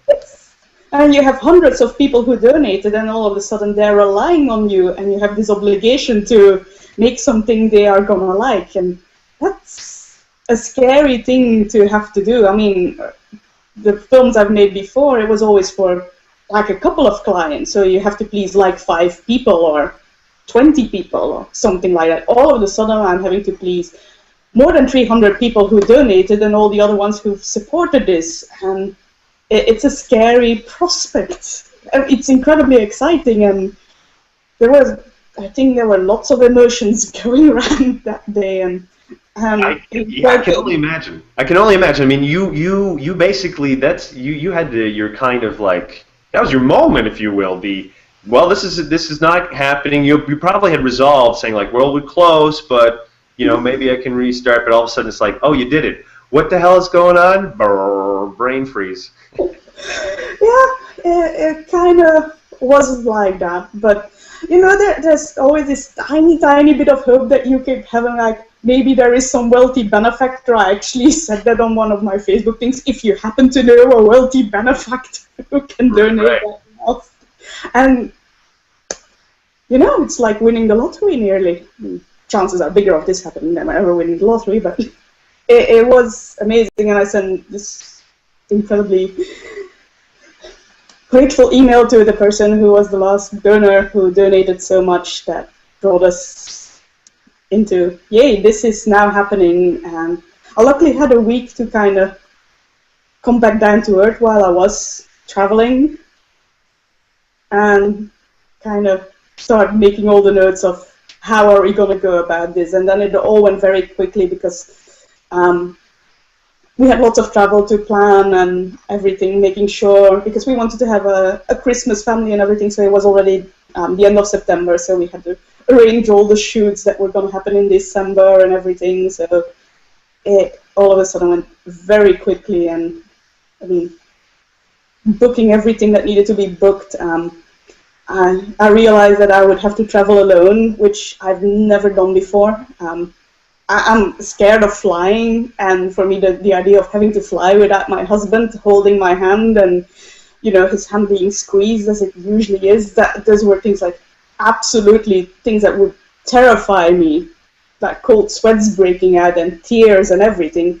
And then I had to realize I'm having to do this alone now, and well, I have to do it, and I did, and that was a really big thing for me.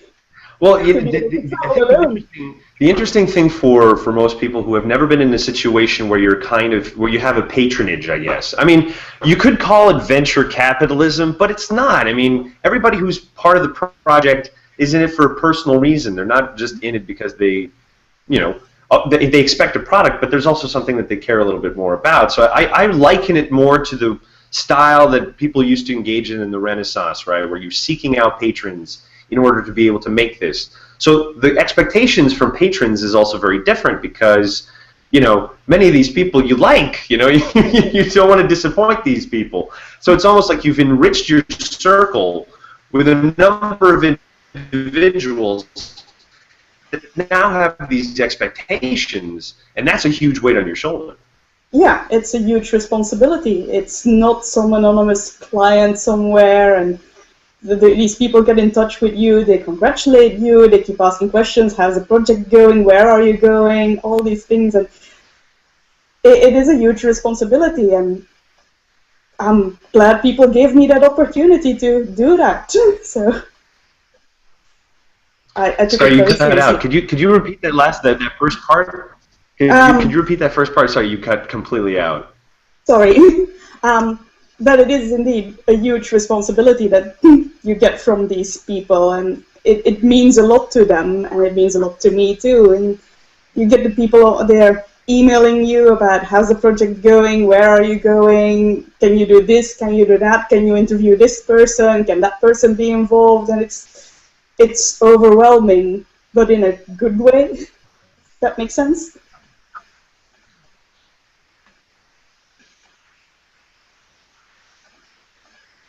Are we still here?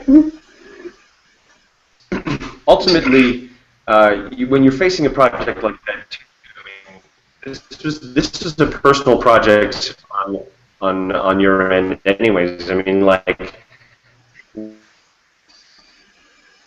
You're kind of cutting out for me. Hello?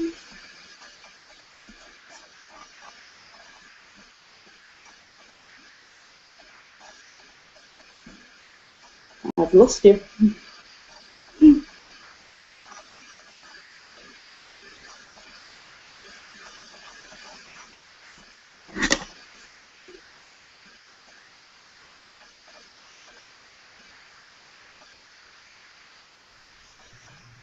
you still there? I am still here. Suddenly can hear you again. There's I no lost the sound. phone. Yeah, I had no sound, no image. Okay. Well, I'm glad this is not. Hey, when you think about it, Okay, essentially we both didn't even talk across the Yeah, well, you know what? It's my fault. It's really my. I've lost you again. It's you know what? It's entirely my fault. It is not your fault. I bet it's my connectivity. Sometimes my ours breaks down too. Just pause. Am I back? You are back. Okay, good. All right, we're going to try to manage. Luckily, this is you know, not live really. So the one question I want to ask you though is, and it's been burning on my mind, is that I know that you experienced a lot of you know, setbacks yourself. Like in any project, I think what happens is that we underestimate how much work, how much time, how much money it's all going to cost. And you know, you were probably caught in that situation. Tell me about it. What was your situation where you were ultimately, I underestimated this? the project just kept growing and growing and growing. And on the one hand, I love that, and more people were interested in getting involved. But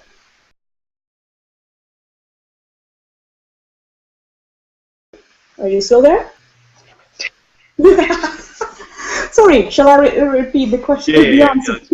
Keep going. Sorry.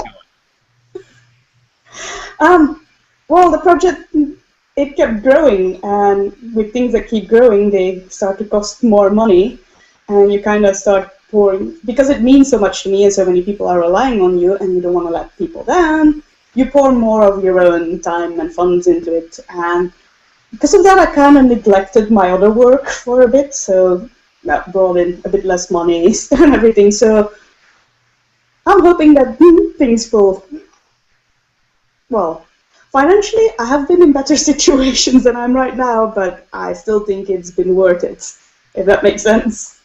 No, well, I mean, it does. I think it's important though, because like we are, you cross into this weird section where you're doing kind of activism, but at the same time, you're trying to sell a product, so it is a business, and people have expectations and things like that. So there's that mixture, and you're trying to get the right balance, but at the same time, you can find yourself in a situation which, is the entire reason I'm doing this telethon, where you're like, well, a lot of businesses are often undercapitalized. You just didn't really see all the things ahead of you. Like for me, I didn't realize the actual size of the Bible. I think that was my big problem. That's going to take a lot longer than you thought, you dummy. Well, I had one very tight deadline to make it for the Atheist Film Festival in San Francisco, so whatever happened, it had to be edited by then. It had to be done, so that was a good thing to have there. I mean, nothing gets me going like a deadline. Well, I mean, that's the good part of doing one of these campaigns, too. I mean, sometimes you just need to have the pressure, have the expectation in order to be able to do it. I mean, there's lots of times where I was just writing the book where like, I don't want to do this. Well, that's too bad. You just sit your ass down and you just do it. Like, it's no longer an option now. It's just get it done because, you put it out there, and it's not just, it's your reputation, right? Like the internet is, if something happens, if you did something dumb, I mean, I don't remember it forever now. We all realize this, right? It's a wonderful thing, but very cruel at the same time. It is very cruel, and I think that we just have to be a little bit. Everybody should be a little bit wise about what they do with their internet time. Be smart about it, and if you just put something out like that, like your movie, like my book, like all the people's projects that I've tried to support over the years and engage people about. I mean, I've lost you again.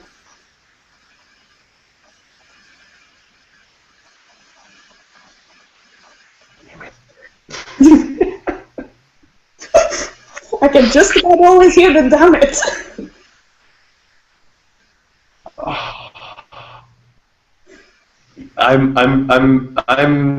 Well, this. What can you do? What can you do? I can only hope that it's saved in editing.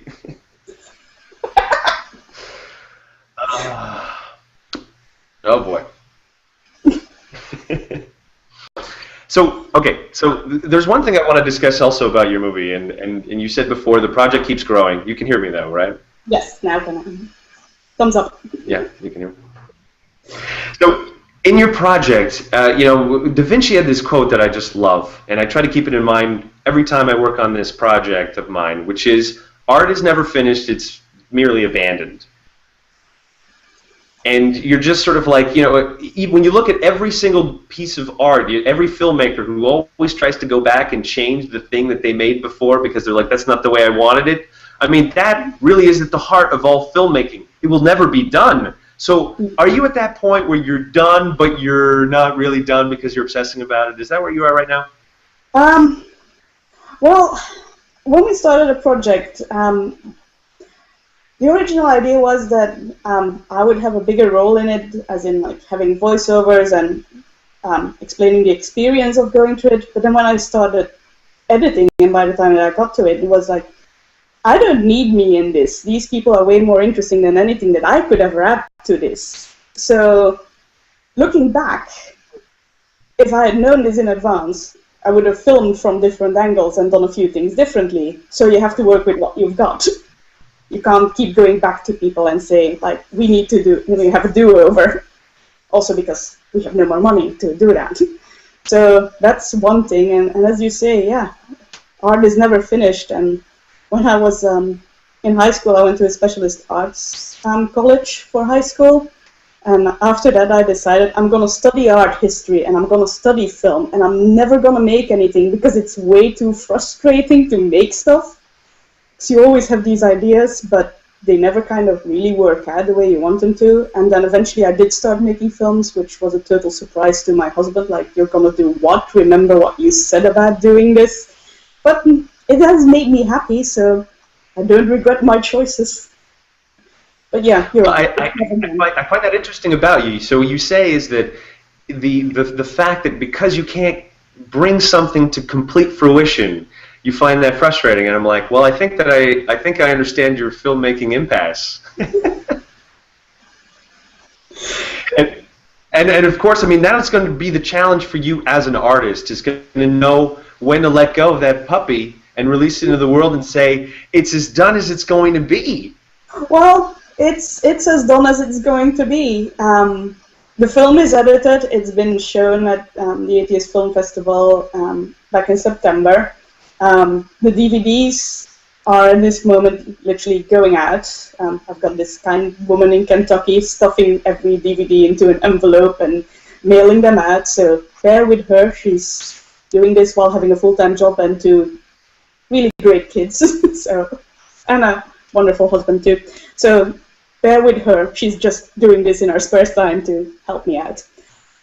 So that's going out, but I've got all this other footage still, which would still be great to share bits of over the coming year. So there is going to be more to the film, so I guess it will never be finished, but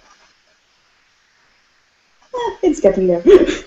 I'm happy with what it turned out to be. People seem to have been happy anyway. It's a relief. Have I lost you again?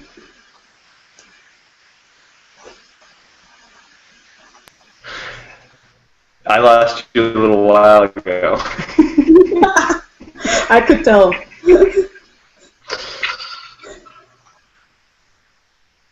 I understood.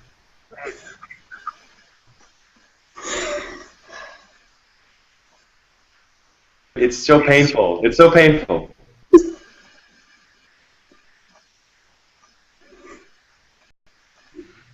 It must be working again. Okay, are you hearing me now? Say something again because it was very roboty. Not even me. Oh boy. I think I've got you again. Okay, so I'm coming through again now. Okay, good. We're just gonna assume that we can hear me, and again. I can hear you. Oh Jesus, I'm not even appearing. Oh. Okay, good. So.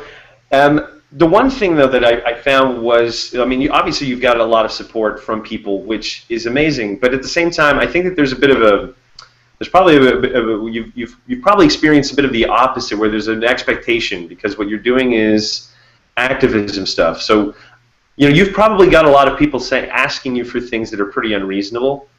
Is there what are the things that people have asked you from your filmmaking experience that you think you're just like, well, you're expecting too much?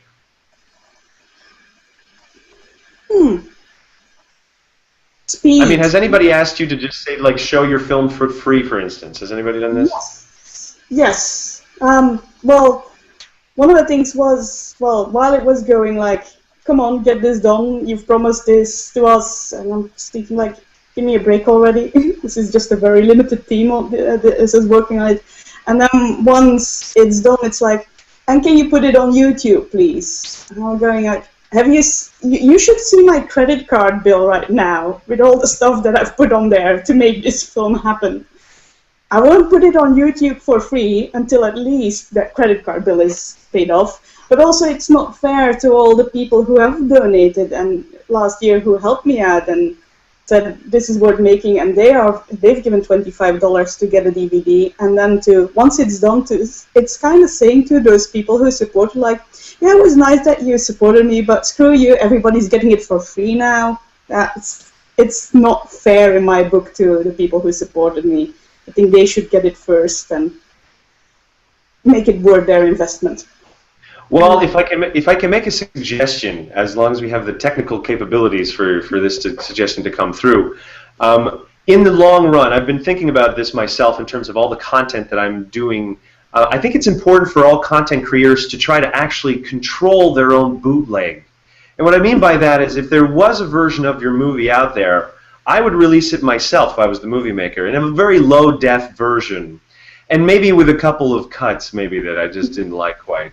But at the end, I would say, like, listen, I'm sure you appreciated this one for free, but please buy the other one because, you know, it helps me out. Because I think at that point, you know, we have this attitude that maybe we should take this, you know, like, oh, you pirate, I'm going to chase you. But really, they just love the stuff. So you don't want to hurt someone who is inadvertently not recognizing what they are doing. So I think taking the soft approach, and if it will probably inevitably get pirated if it's good, my suggestion is own that shit. Own your own bootleg, and at the very least you get to control, you know, its mediocre quality and being, that's your little hook, you know. Like, you can always offer the HD, and that's the real support. Support the HD. That's a suggestion, at least. Think about it.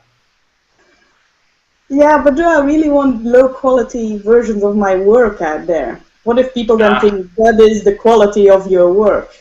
You see, this is where, in the famous words of Pulp Fiction Marcus, I forget what his last name is, that's pride fucking with you. That's what that is. Well, you gotta be careful. That's a dangerous thing. On the DVD, we've put, you know, the standard copyright notices on there, but the first screen, instead of saying the FBI will get you if you bootleg this stuff, which obviously they wouldn't, I just put in a really nice thank you note to people for supporting it. So please keep supporting it by not copying it. So rather than saying don't copy this or I'll hunt you down, it's like, please be nice, don't do this kind of stuff.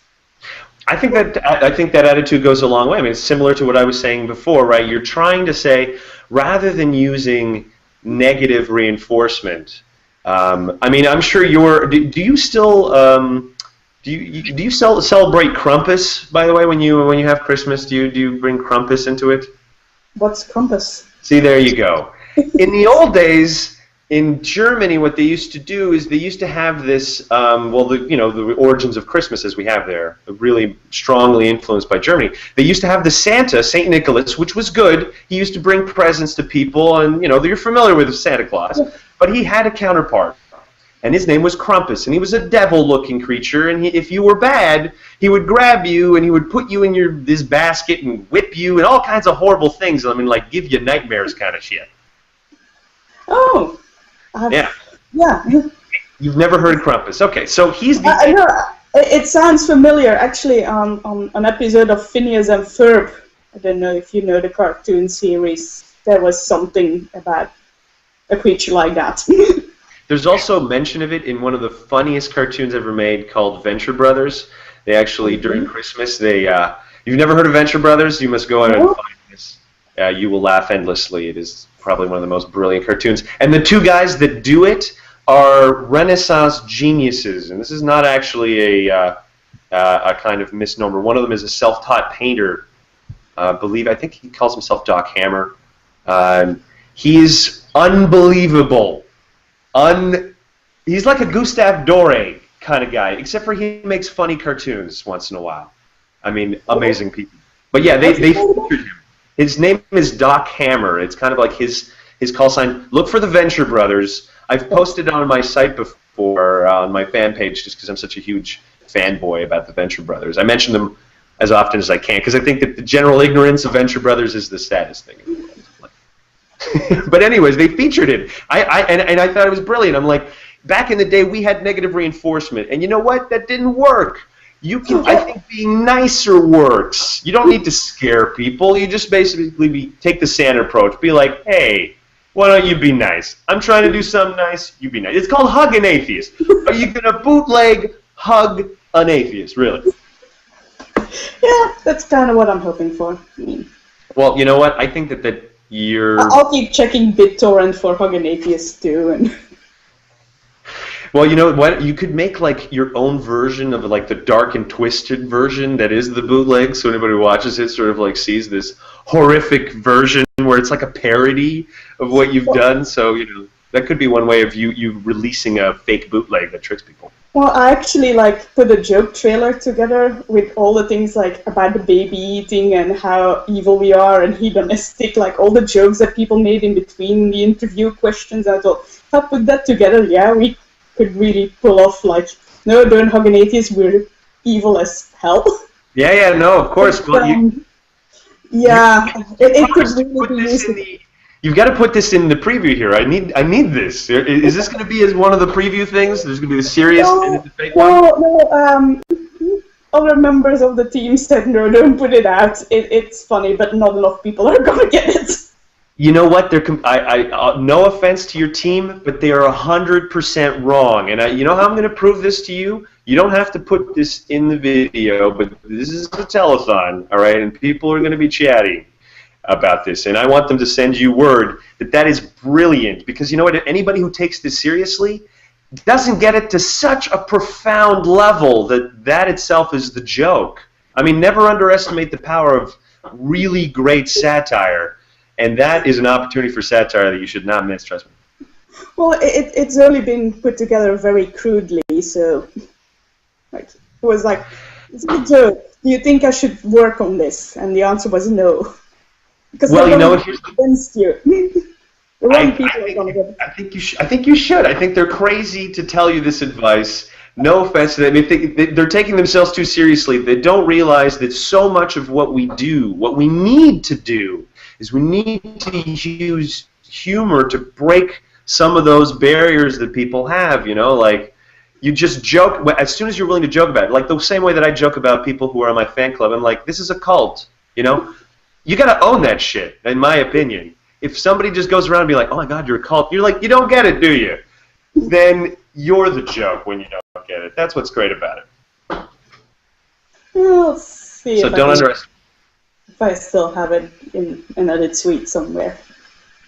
Well, here's the thing. Again, you're under no pressure to do this, and we don't have to feature this on the telethon. However, I am pressuring the people that are watching this to put the challenge on you to make it a really awesome trailer, whatever you can, sort of like the dark version with like music, scary music, or whatever. And just, over the top as possible. I think everybody would agree that would be awesome. And if they think that I'm out of my mind, then they can say that too. So I'm just putting it out there. I'm like, if you think that I'm just crazy, everybody, just say, Jacob, shut your mouth and don't tell Sylvia what to do. Or if I'm right, tell her what to do. So here we go. I'm putting it out there. It's kind of like crowdsourcing, right? It's like the same way you did your movie. You put it out there, you're trusting that people are going to bully you into producing what it is that you set out to produce, and you did it. I mean, you have a DVD out. People can go and they can buy this. Is that correct? Yes.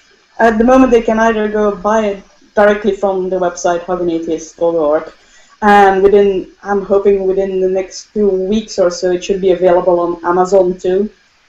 So you can buy direct from Amazon or from the website. So, well, what makes you the most profit? I'm assuming directly from your website, because then you make the highest profit margin. Is that correct? Yes. We're still trying to figure it out. It's this thing where we send a copy to Amazon and then they do all the duplication. And if you buy directly from the Amazon website, they take a bigger cut. But I then can put that Amazon link onto my website, and then I make a bigger version, bigger. Right, and then there's that whole, if you sell through Amazon, you get a better ranking. So it's tough, right? You make less money, but you get a better ranking. So what the hell's the perfect solution, right? Yeah, and it's also easy because then I don't have to send everything off every time. It's like, or I need to contact my friend in Kentucky to say, send another DVD to someone. Well, yeah, I don't think that people realize, too, one of the very important things, if you do purchase through one of those programs like Amazon, reviewing that stuff is unbelievably important. It gives and you know what, an honest review, too. Like, everybody who puts those 5-star things, nobody reads the 5 stars. Everybody knows that that's just sort of your friends reviewing those. don't be BSing here, you know? Like, write an honest review about it because that's important, you know? Honestly, you're probably going to like it anyways. So I saw Yeah, it's 5 stars. Right. I mean, I'm like, maybe like I'm a very modest. I expect 3.5 stars with my book, and I'm going to be a happy man, let me tell you. 3.5 stars. Yeah. It's a scary thing that putting your work out there for people to look at. It's like, what if they don't like it? You've put your heart and soul into this.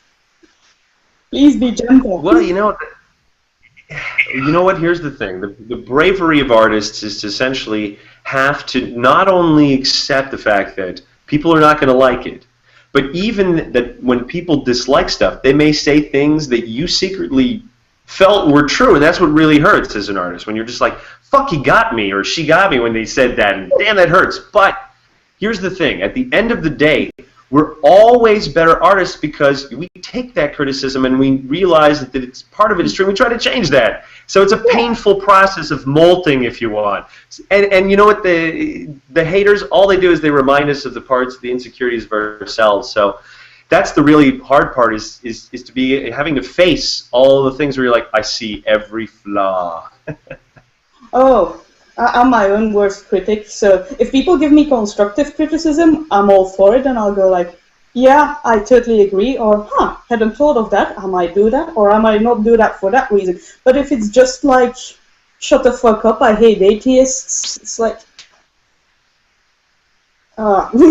So that affects you. For me, that just rolls right off me because as soon as a person does that, I mean, you always look at what is the motivation behind a person saying something. Why are they saying that? It's less about what they're saying because what they're saying, you don't really need to focus on it because it's pretty predictable. But why are they saying it? And I mean, for the most part, it kind of makes me feel sad, really. Yeah, but that's the thing. Some people on Facebook, you say something about atheists, and they don't even give you a chance to explain what it is about. It's just the word atheist, and they immediately shut up. Shut you out, or say shut the fuck up, and you're always proselytizing and all that stuff. Whereas it would just be nice if, like, look at what this project is trying to do and give it an honest chance. Just be open. What's the worst that can happen? You've lost a couple of minutes of your time.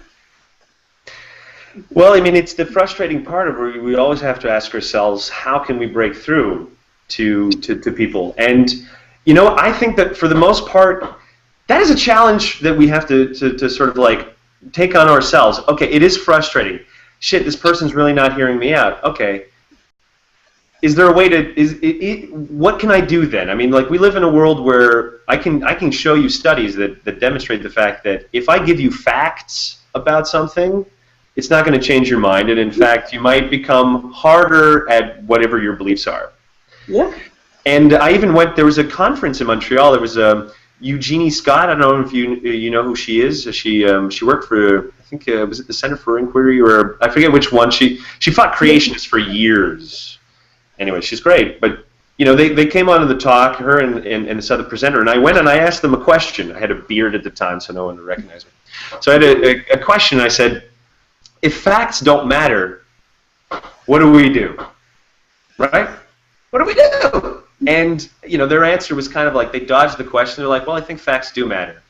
And you're just like, well, no, they don't. They don't matter. Facts don't matter. But this is why, at the end of the day, you might be frustrated, but you don't realize, Sylvia, that you've already accomplished this. You don't yet know what it is that you've done because you're actually just at the start of it. So I'm here to tell you the future because, you know, you came here and we had a conversation about the past, and you know, that we covered up to the present, and now I'm going to tell you about the future. And the future is one in which your movie, which, you know, from the trailers and everything I've watched, is so unrelentingly, you know, presents atheists in such an unrelentingly charming way, and honest way, and human way, that I think that even the most hardened person watching a few minutes of that video are going to feel a bit foolish. They're going, you know, in the things they've said in the past. You're going to reach them in a way that you're not aware of. It won't seem apparent because their words, what they're saying, will seem very angry and very frustrated. But that's the first part of rejecting something. You know, when you lose something, like say your belief in God, or you know, like a loved one, you go through a lot of processes. Grief and anger is the first one, and you're not really willing to listen. But maybe that's the first step. Maybe you've already reached them, and your frustration should be replaced with just, you know, jubilance at the fact that it's a slow process, but it's going to happen, and you're making it happen. So I just want you to know that.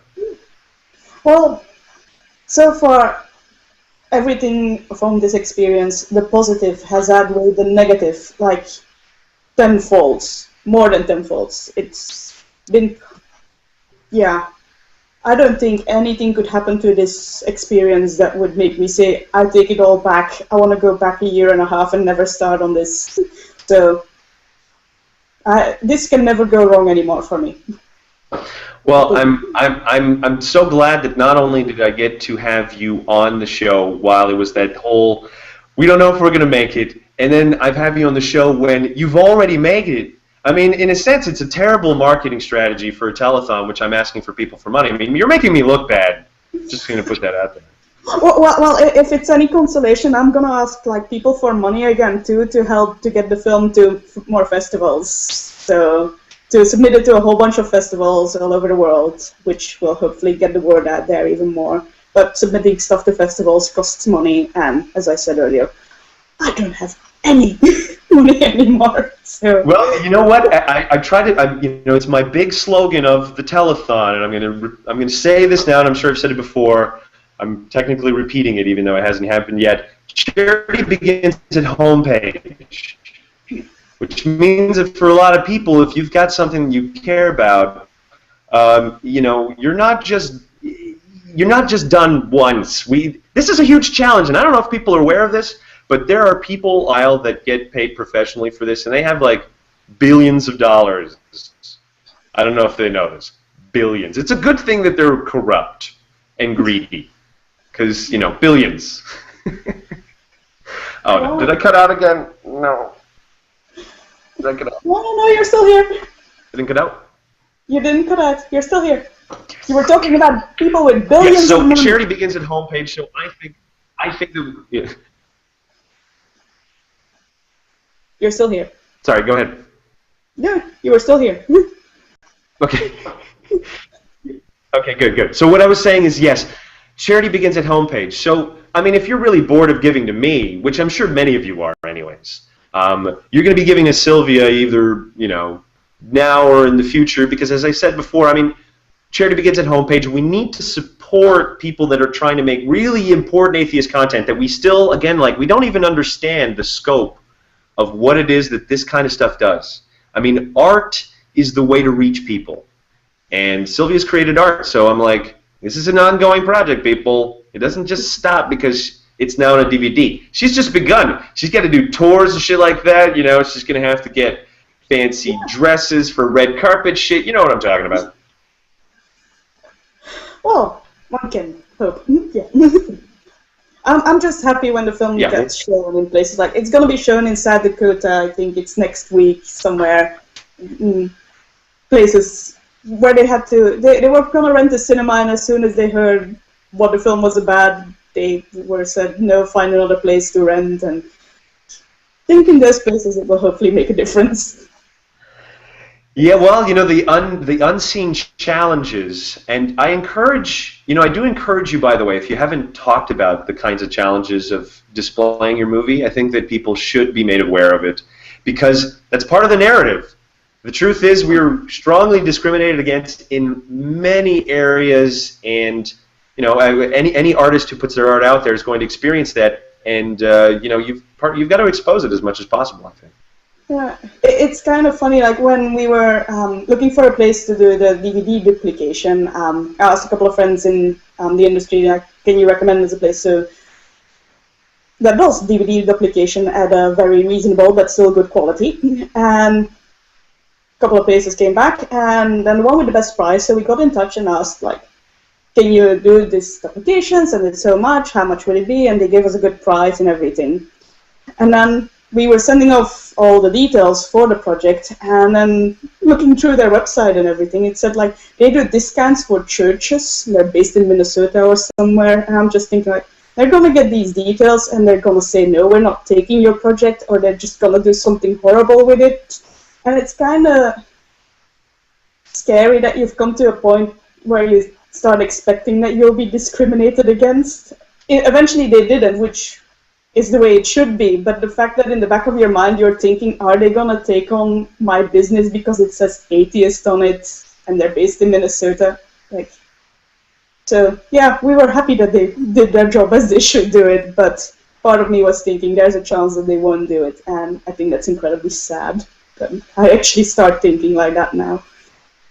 You know what, though? It's just something that anyone who produces this kind of stuff has to be aware of. It's the challenges out there. And, you know, I would not be surprised if you did not develop only friends in doing this. You know, I've talked to lots of other atheists who've been targeted by religious fundamentals because some of them are convinced that this is the righteous thing to do, you know, to try to destroy a person's career or say bad things about them, start websites to bash them. I mean, these are the real consequences sometimes of putting yourself out there in regards to your non-belief. So, you know, that's another important reason where support isn't just, you know, a matter of it makes a difference, because for people like Sylvia, I mean, like her future as a filmmaker could be in jeopardy because of this very thing. There could be prejudice against it. This is not unknown.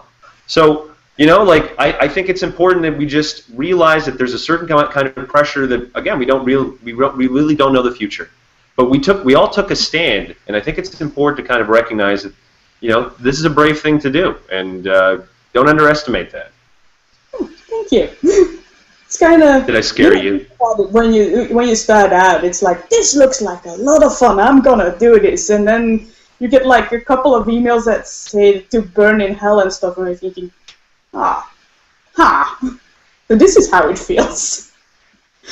But as I said, it does not weigh up to all the positive, and it has, because of doing this project, I've gone back to university, and I'm studying for a master's in American history, which I'm aiming on focus on doing my dissertation on free thought in America post World War II. So that sounds interesting to me. We're playing at the moment with ideas for a next film project, which will hopefully be on abortions. So yay, another cheery topic and another very controversial topic. So I'm sure you'll be getting lots of fan mail for that one, right? Yeah, the idea behind it is from a Facebook page, Abortiocracy and Secular Woman, who did this project called Shameless, about women sharing their abortion stories, and to say that they are not ashamed that they had an abortion, and how it was something, well, eventually something good came out of about having an abortion. So that's what I want to focus on in a film. Like, having an abortion is not always something that destroys your life, as some of the right-wing Christians will say. Have I lost you again? Hello.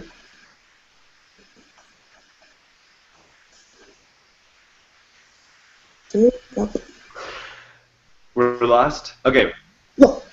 We were cool up until abortion. Yeah, well, we got half of that. We got half of that. Well, I can say what the idea is with the abortion project. So you were saying? Well, the idea behind the... We're talking about abortions. This is a serious topic. Yeah, go. Okay. Serious face. The idea behind the abortion project is that we would talk to women who've had an abortion. No. And what do you mean, no? You're still here.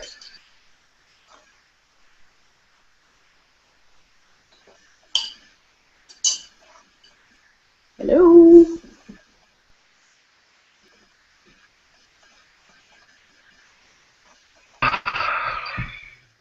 Are we back? It's, we're across the Atlantic, aren't we? Yes. And Google does not like abortions, apparently. Are we back? I am back. Are you? Are we back? I think we are. You're still not moving though. It's kind of funny how you look now.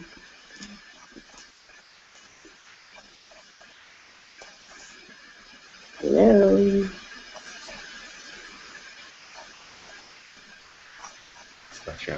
Ah, my God.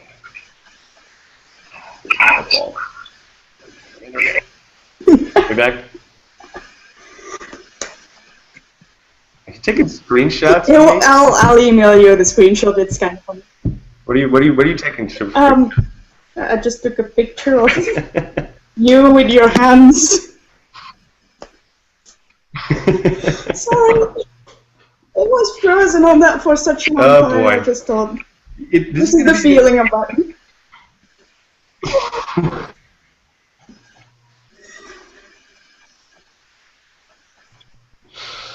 Oh, my telethon. This is fun. Well, am I coming in clear? I don't even know how it's going to come out. But this, are you hearing me? Give me the thumbs up. I am hearing you. I can't even see you. Okay, I'm just going to go based on the assumption. So, you're making a movie about. Oh no, it's skipping again. So you're making. Come on, internet. Please, it's not like I'm relying on this for money or nothing. Come on, internet. I can hear you. It's like it hates me. Okay, so you're trying to make a new movie that's also just as controversial. Obviously, I got to say something though. I mean, for someone who is unaccustomed to this, you chase it. What is up with that? I mean, you can make a safe movie, but you chase after this controversial stuff. So there's a part of you that likes it. Yeah. I mean, why play it safe? I only live once. I want to try to make a difference in my short life while I'm here. So I could make a movie about teddy bears and that would make me happy, or possibly sad, depending on what happens to the teddy bear, but yeah, go for stuff that makes a difference, or can make a difference.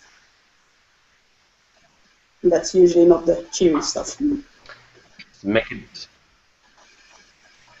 So since the internet is so spotty, give me like a one-sentence way, since a lot of that was blurred. You're gone again.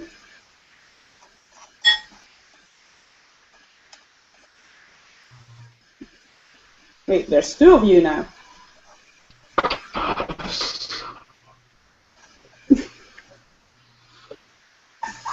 Am I back? So painful. So painful. You know, because that's the whole point, right? I mean, you're still on. We're still talking about your fun projects, which sound amazing. And like I said, you have inspirational things to say, but the computer is basically saying, "No, fuck you. No, this is not coming through." Yes. Technology hates us. It does hate us a little bit. Well, you know what? I think we're gonna cap the interview with that, because it's obviously it hates the crap out of us, and I'm gonna try to make a good job with this editing job. And I want. You're gone again. At HuggingAtheist.com. I think you're back. I'm what? What did you say? I think you're back. I'm back. Yeah. Okay. You can hear me? I can hear you. I'm on. Thumbs up. Okay. Slow thumbs. So as I said, we're gonna so slow. We're gonna have to cap it off, because obviously the internet hates us. But I'm gonna send everybody to your site. So it's HuggingAtheist.com. Is that correct? If they want to go check out the HuggingAtheist.org. HuggingAtheist.org. Yeah, the .com was not available. Yeah. That sucks. Apparently someone's been taking HuggingAtheist.com. Who has HuggingAtheist.com and doing nothing with it? It's a holding page. There's nothing even there. Oh my God, that should be illegal. You know what I mean? Like holding on to like great domains. But anyway, so huganatheist.org. People are going to go there. They're going to check it out, and we're going to put your preview right after this interview, which was going to be a nice cohesive thing that's going to stream probably horribly, because you know what? If this is how it's going to be, I can only imagine how this disaster of a telethon is going to go. Who knows? Sylvia, thank you so much for coming on my show. I really appreciate it, and I'm the happiest guy for you. I had you on. I really wanted you to succeed, and then when you did, and you're done your project, I mean, you're amazing. Thank you. Thank you. Well, I look forward to your book when it's done. Well, it will, that's the goal is for 3K for the March. That's the goal, and, we're going to make this happen. Yeah. I think. Yeah, deadlines Maybe I can find a wealthy patron that has $3,000. Shit. I'll promote the hell out of you where I can too.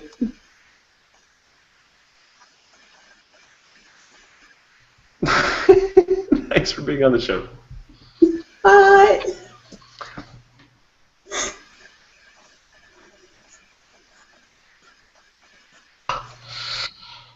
Are you back? Are you there? I want to say goodbye properly. Are you there? Can you hear me? I can hear you. Okay. I'm going to go and try to sell it. I'm going to go and try.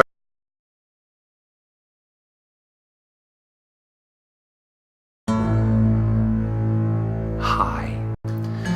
Did you know that every day, thousands of artists will be on the brink of starvation, desperately trying to sell their limp masterpieces in a valiant attempt to be compensated for making something they felt compelled to anyway? All too often, we forget that our very society is dependent on these social parasites for its own cultural capital. Without their obnoxious need to question the very system they are dependent on to survive, a civilization runs the risk of becoming stagnant, flat and dull, much like Singapore. I mean, sure, the city's fine, but it lacks a certain je ne parle pas. This is Jacob. While his peers were busy getting laid and developing promising careers, he chose instead to devote his time, resource, and energy on art and comedy and other low-yield ventures. Now broke, barely able to afford even the most basic necessities such as liquor and other intoxicants, Jacob faces a constant battle with burnout. Without these precious items, his joke becomes serious, stilted, and academic. For just $5 a month, you too can sponsor an artist like Jacob, or most likely Jacob, and ensure that his economic humiliation in the midst of creating his most subversive art is as painless as possible. You'll receive all kinds of impersonal cut-and-paste emails about his progress, information ranging from his overall mental health to whether or not a girl has kissed him on the mouth. With your monthly contribution of $5 or more, Jacob will be able to afford new underwear, socks that match, and a pair of pants that didn't previously belong to his mother. Your generous donation will allow the book to be completed by March, which is what you all want anyways. Please, call now.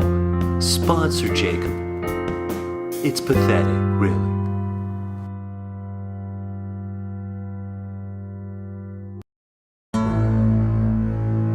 Hi. Did you know that every day, thousands of artists will be on the brink of starvation, desperately trying to sell their limp masterpieces in a valiant attempt to be compensated for making something they felt compelled to anyway? Promoting this thing, but if you're watching this all too right often, now, we forget that our very society is dependent on these social parasites for its own culture. What the hell is that word now? We don't use hashtags up in here. We use Octothorpe. Jakestock. It's the actual name of the symbol. That's Weird, the goddamn name. There's no hashtag up in here. We have fucking Octothorpes, which is a great word that you're going to forget like in 20 minutes. So yes, put that, Jakestock, tweet about it, put the link. It's very important. Don't put the link to the YouTube video. Put the link to the websites. I want people to watch it from the website, to be streaming from thegoodatheist.net and jacobforte.com. So if you're just tuning in, you'll see from those sites, there's all these places you can pledge. You can buy the book, and audiobook for $30. You can also buy these postcards we're going to send you, which are very subversive, these postcards, by the way. And we also have a t-shirt for all of you really deluxe members who decide that you want to wear a Flying Spaghetti Monster shirt and you think that's pretty badass. And of course, we have the Essentials DVD, the electronic version. I've brought the price to $10. Now I'm going to undersell this thing because I think that the DVD sucks, but I think that any fan should own it.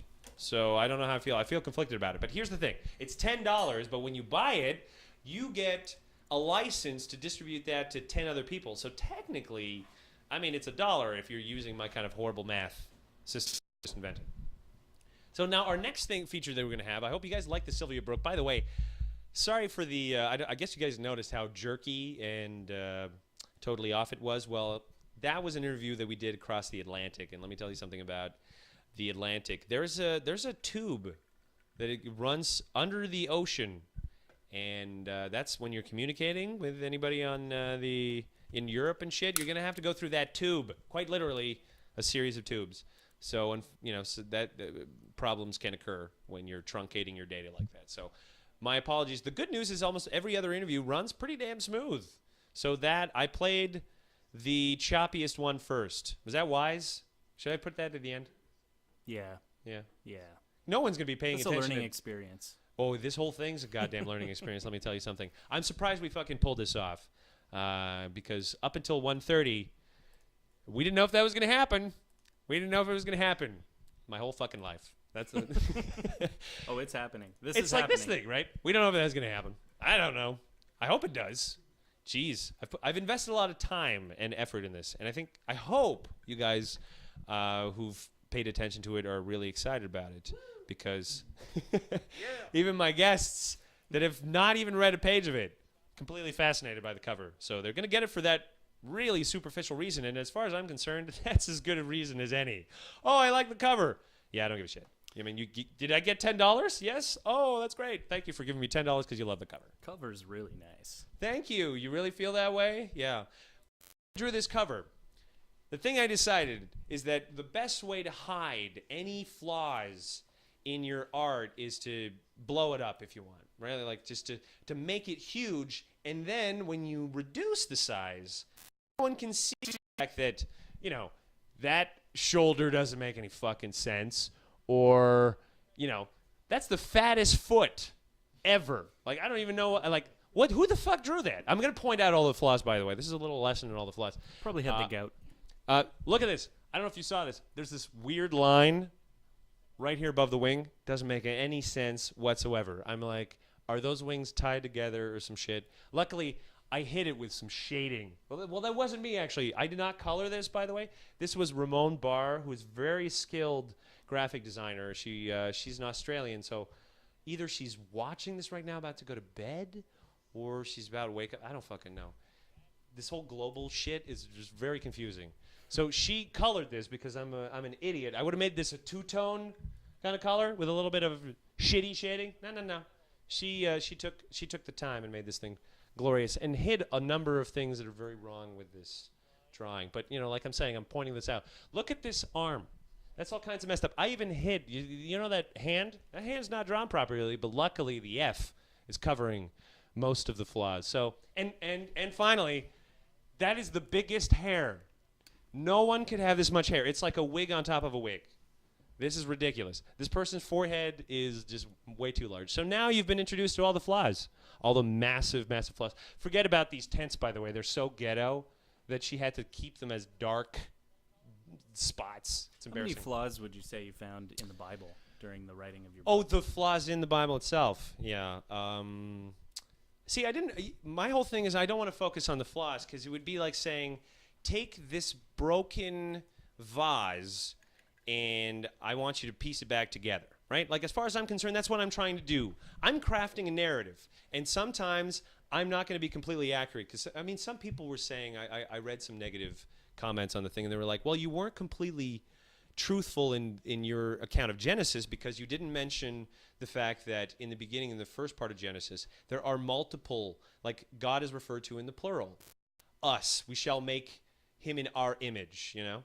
And then in the second, it's referred to in the singular form. And somebody, obviously, when you're in the atheism scene, by the way, you get a lot of very scholarly people that are annoying. They're like, oh, that's not totally perfect. Well, you know, I'm trying to make a story that's fucking entertaining. And in the original version, when there was multiple people, it just didn't work. And I'm sorry if I had to make that part seem less important. But at the end of the day, it's not the flaws of the Bible that are going to make a person disbelieve in it.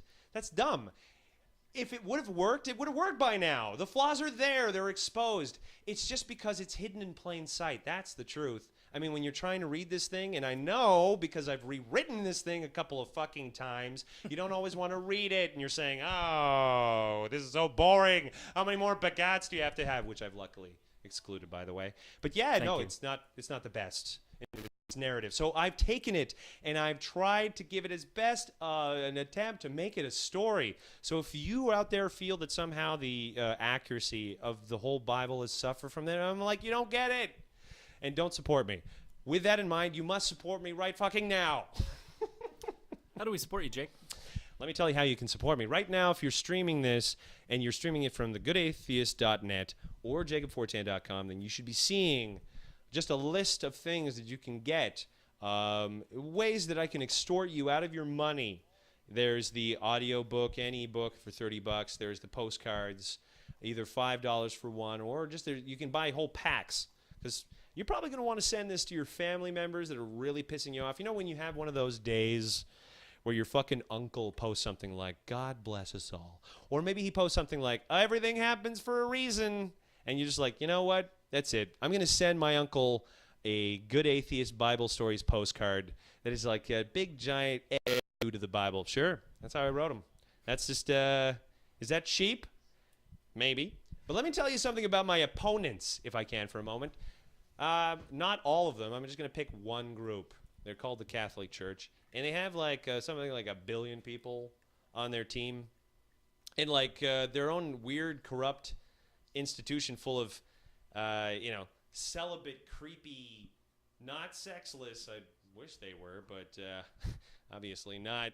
Kind of, I don't know, stuck up weirdos have $50 billion at their disposal. They own so much land that the land itself makes money. And they have one of those tax-exempt status that allows them to not even tell you what they do with their money. Like, you can't find out. You go over and be like, hey, where did your money go? Well, you can't know, and too bad. And sometimes when it is released, like, for instance, when something funny happens, like the Vatican is shown to own a couple of porn studios. And you're just like, does that work? Well, we're a business. So Say what? porn studios make money. They also own the biggest gay bathhouse in Italy. Maybe in Heyo. Europe. That's the Vatican who owns that, by the way. So just to let you know, I'm competing against the biggest gay bathhouse and that kind of money. So, I can't even convince people to give me $5 fucking for a postcard. You know what I mean? So, back in the day, it would be so much easier if I could say to my audience, hi, if you don't give me $5, you're going to go to hell. But obviously I don't have that option, so that's really too bad.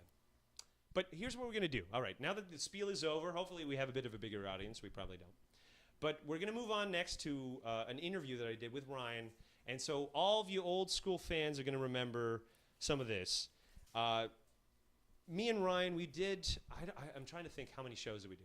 Maybe 600 podcasts in total if you calculate The Good Atheist and FightLinker.com. We did so many shows, and at the time, the reason we did so many shows is because this was our living. We had convinced people that if we produced 4 podcasts a month and asked for scraps, because we were asking about like $20 a year for membership.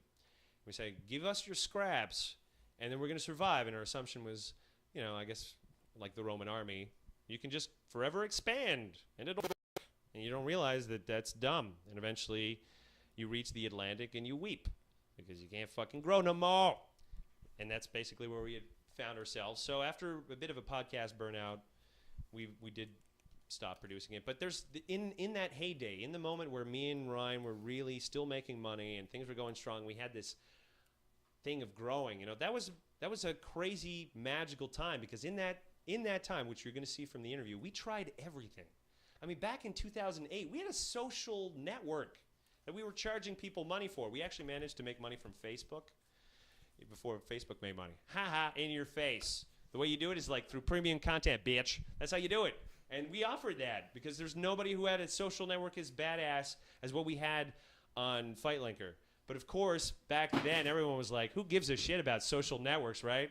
What were people doing in 2008? I don't know. They were browsing websites or some shit. Socializing in real life. Yeah, remember when everybody So wasn't sad. glued to their fucking phone like it's their best friend? Like as if their phone's going to tell you how many heartbeats you have, and you're just about to die. Like, am I still alive? Oh, Jesus. Tell me, phone, where am I going next? Like, you're all needlessly hooked to it. How many people are watching this, by the way, on their phone? I'm a hypocrite. Watch from your phones. I take it all back. Yeah, in the heyday, in the 2008 heydays when we were really producing podcasts, and we just didn't know what we were doing, we had the advantage back then. We had better sound, and that was it. That's it. Just better sound, right? And that mattered. That mattered back in the day. Better sound. Well, the market got competitive, and apparently, people who make recordings and studios collapsed, and all of a sudden you could have a professional studio for like $150, and then everybody caught up, and then things got really competitive, and I guess we couldn't keep up with the times at the time. I think we should have done video, honestly. I mean, I don't know if you guys agree. How many viewers do we got right now behind the booth, Mr. B? We have about 10. Yeah, see, there you go. Maybe video is not the best. But it is 3:58 p.m. It's true. I mean, and that is on the East Coast. So we don't know how people, when the busy time of the internet is? It's between 7 and 9 p.m. So that's going to be our busy time. Hopefully by then we can break 3 digits. That's my goal. If we can break 3 digits, we're going to be badass. We had 84 uniques. We had so 84. Far. So I guess I bored like 80 people so far. The attrition rate's really high. But you know what? The average amount of time people were spending was quite long. Actually. Was really that long? Yeah, that's great. Compared to the norm, this is good. What's cool about I think this it's is great music. Honestly, we had some great music and a couple great interviews. It's true. It's It's true. I mean, the thing is, we're learning everything in real time. We have absolutely no idea what we're doing. But do you think the first time they broadcast like a television show, anybody knew what the fuck they were doing? A wise man once said, "Fuck it, we'll do it live." Right. Who was that? Was it Socrates? Yeah, I think so. I think so. It sounds very Socratic. Very Socratic. Mm-hmm. So before we show the Ryan interview, I want to excite people. And, you should definitely, if you're paying attention to this now, tell all your friends, because what's going to happen after the Ryan interview, which should be a good time, we're going to be showing the pilot that we did way back. Now, I have a friend who does not really like mixed martial art, and she eventually watched my my little pilot, and she said something that almost everybody says when they pay attention to, which it was, I was surprised that I really liked it. Now, at first that can sound like an insult, but it is not, because remember, mixed martial art is not necessarily for everybody, but I think that when you guys see this, you're going to really flip out. You're going to be like, this is just, I don't know. I think that this was, I'm super proud of this pilot, let's just say. And I'm hoping that the future projects that I have with the guy who produced this pilot, who's my producer, TV producer, Jason, who I was, if you were paying attention before, I was teasing him to hell. But we're working on several projects, a cooking show, and if that doesn't work, like I've got a bunch of other stuff. So we did this pilot first. He's also the one who helped me film the public service announcement. That was just like, that was one take, everybody. So if it looks a little bit rough, then you know that we were just rushing everything. But we work really great together. We're able to produce a lot of content. And now that we're doing this whole video shit, I mean, the future should be bright. So I'm hoping that what I'm really reaching out to you as this whole, please support it. Please tell everybody, hey, you need to go on. You need to pay attention to this. This is awesome, and you need to support it, is because you're also excited for the future of what I can make. That's the hope. That's what I want to show you guys. or brainwash you. One of the two. So we're gonna feature the interview with Ryan. So that's gonna come up, and right after, it's going to be the TV show pilot. So make sure that you tell everybody that you have around you that they need to pay attention to this long-running telethon that we're just trying to pull off. We're at hour 3 now? We're at hour 2. We were only 2 hours into this bitch. We just crossed 3. We just crossed 3. All right. We got like 9 hours to go, which sounds like a wait at the hospital, right? It's about that, 9 hours, right? Or something equally. In Canada. In Canada, right? No, in the U.S., you get fast-tracked because they send you right to the morgue. That could take you like, 2 or 3 hours? Diabetes. All right, let's play that interview, and then we'll be right back for the TV show pilot, so stay tuned for that. And we're back to the telethon now. I gotta tell you guys one thing, a bit of a confession. So I interviewed Ryan a couple of days ago, and I didn't do it right, and it fucked up, which kind of brought me back to the amount of times we've fucking been through this before. Yeah, Ryan it's did a whole show, and fucking nothing got recorded. yeah, Nice. it was a blast from the past, just like old times. Just like old times when we were just having conversations with each other and nothing got recorded. Man, over the years, there's been some pretty fucking classic shows that have never been heard.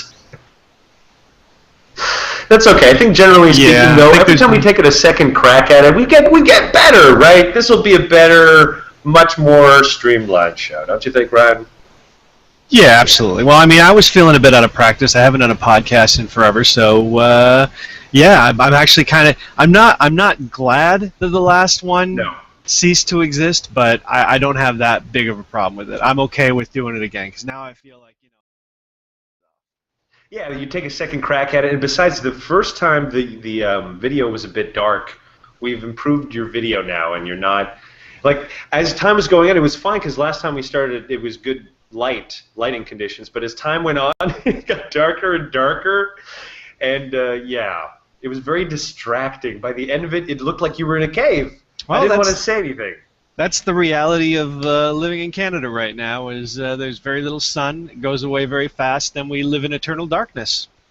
Yeah, it goes down what time? Like 4:30 or something fucking ridiculous now. Yeah, it's terrible. I'm getting the fuck out of this country. I got to go to Australia, where Are it's you actually seriously going to Australia this year?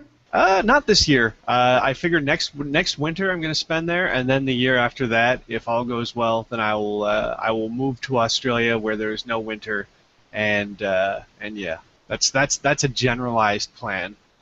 Sweet. If you're set up in Australia, that means that because I mean I have it on my list of things to do to have my birthday in summer, which is technically possible. It's just that you have to go on the other side of the globe, and I have a few options. But you know that most of the landmass on this Earth is on the northern hemisphere, so there's not a lot to choose from. And I choose Australia because I guess I must be some, privileged white boy that's just really afraid of foreign cultures. Mm. Does that sound fair? Yeah, fair enough. So today on the show, what I thought we would talk about, well, again, I guess technically, is I thought we'd reminisce a little bit about the past, because what's cool is that after this interview, I'm going to be showing you guys a pilot that me and Ryan did way back, and most of you have never seen in your entire lives. I realized this actually recently. I was talking to certain, just to fans, and I'm like, hey, did you guys know that we did all this stuff? And there's just been a general no clue. So I thought, what better way than during this telethon trying to fill 12 hours of content, which is ridiculous. Why wouldn't I just fill it with shit we've done in the past? And lo and behold, we actually did produce some kind of fucking video stuff out of it. But man, we had produced way more video than that. What happened to that video again? We used to have a Fight Linker YouTube channel. Now, just to set everything up, me and Jake did the Good Atheist together, but we also did this other website called Fight Linker, which was kind of like an ultimate fighting humor blog. And the way everything which sounds kind of like, I'm sorry, what are those? The combination of those things? I mean, at the time, this was not when you started in 2006, which is way back, that was not a concept. That was just something new. Well, snark blogs existed. The website was based off of like the superficial, or even to a certain degree, Perez Hilton. Like it was just like a snarky shit talking. You know, you pretend to be the worst fan that you can, and you blow everything out of proportion, and you talk shit about everybody. And he was kind of a master troll, is basically the way to say it. Yeah, that's basically how it worked. And I started up a podcast, and I needed a co-host. So you came on my podcast, and then you started up yours, and I came on yours, and that's kind of how this whole being on each other's shows thing kind of happened. Well, I remember we actually have a few fans, not many, but a few fans that were originally fans of the podcast about mixed martial arts, because that's when we started that one before. I think we started the atheism one, because I was really behind. You began the mixed martial arts stuff. Where was that again? I think it was in 2006. Oh man, it was like 2007 or something like that. It wasn't much longer after we started the website that we started doing podcasts. So we wanted to differentiate ourselves, and I think at the time, I mean, I don't know if you remember what the state of podcasting was like in fucking 2007, but wow. I mean, did it suck? I mean, that was definitely, we just figured, hey, we're just going to put on some microphones, just shoot the shit, and we can do way better than what most people are fucking doing. Yeah, well, a lot of the success that Fight Linker had was based off the fact that we kind of came in, you know, on the ground level. We came in, the website started right when the big explosion in Ultimate Fighting happened, and to a certain degree, like, we didn't think so at the time because, you know, going into the market in 2007, it looks pretty crowded, the podcasting market. It seems like there's already a lot of podcasts out there, but compared to what it is like now today, we were way ahead of the curve. Yeah, for sure. I mean, I think that most people were still kind of, I mean, if you recall, it wasn't just how many podcasts there were. It's also the fact that even from the very beginning, we were trying to improve the quality, just on audio-wise. You know, everybody was just using, like, the worst sound and shit like that. So we started, even, you know, before we even decided, hey, we're going to do this professionally. What a crazy idea. We were just saying, let's get some nice microphones. Let's talk into that shit instead of these fucking pieces of crap.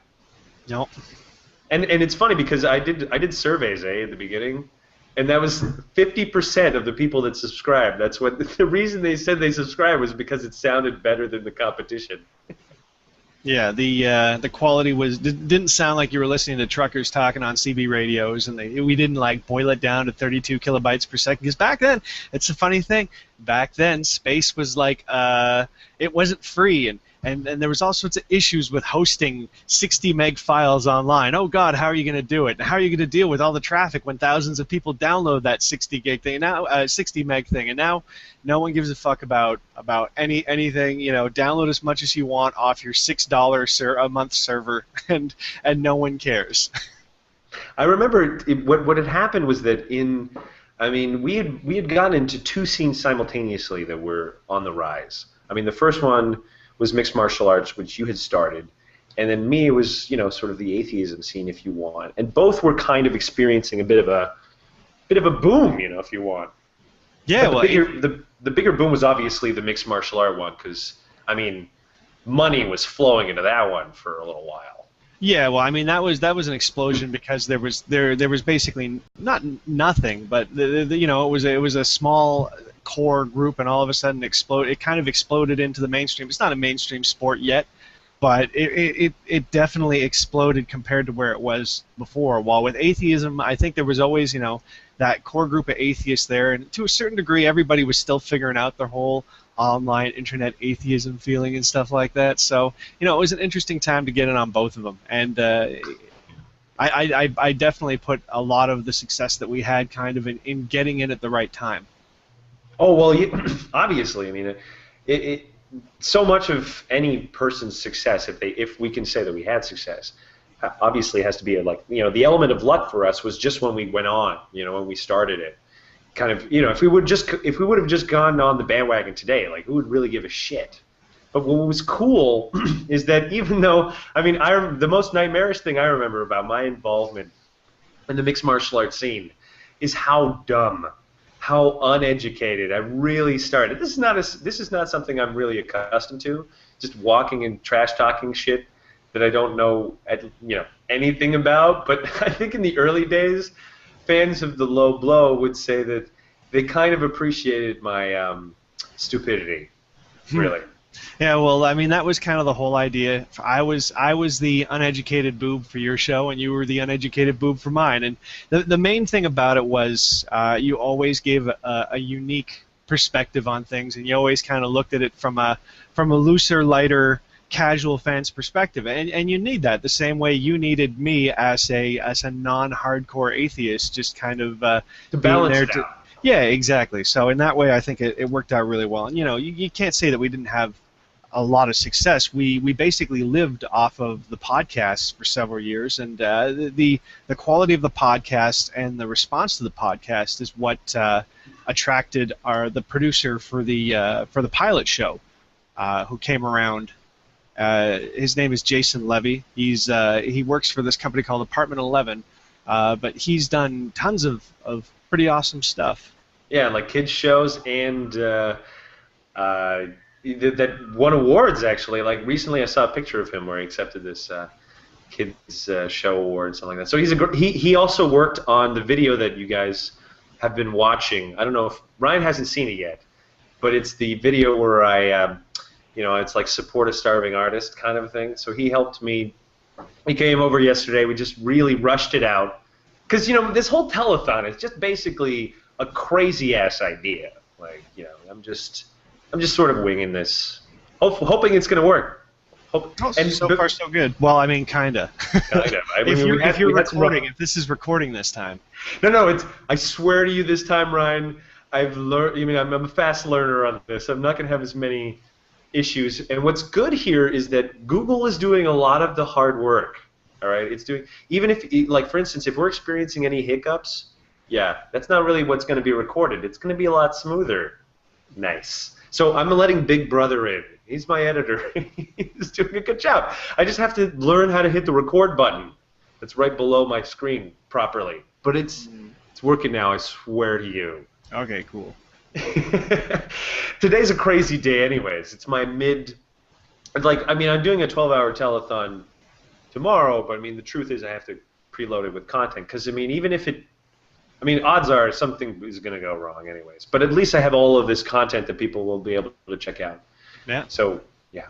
Well, it's really cool that people are going to get to see the pilot, because as we like to joke about, every single person that sees it always finishes and says, that was actually much better than I expected it to be, and not terrible like I was expecting it to be. Well, as soon as we know this from experience, because when we used to talk to people about what we did with the mixed martial arts scene, you don't get a lot of respect, and that has been an unfortunate thing for Ryan, because let's say this, I have benefited from far better respect and reputation gains than Ryan, who, because of the very nature of being a professional troll for a living, has, and in mixed martial art, Yeah, not only is it in a sport that's basically one step above pro wrestling, but it's also, taking it all on a humorous stance. So you're not being taken seriously as a sports writer, and then you're not even being taken seriously as a general writer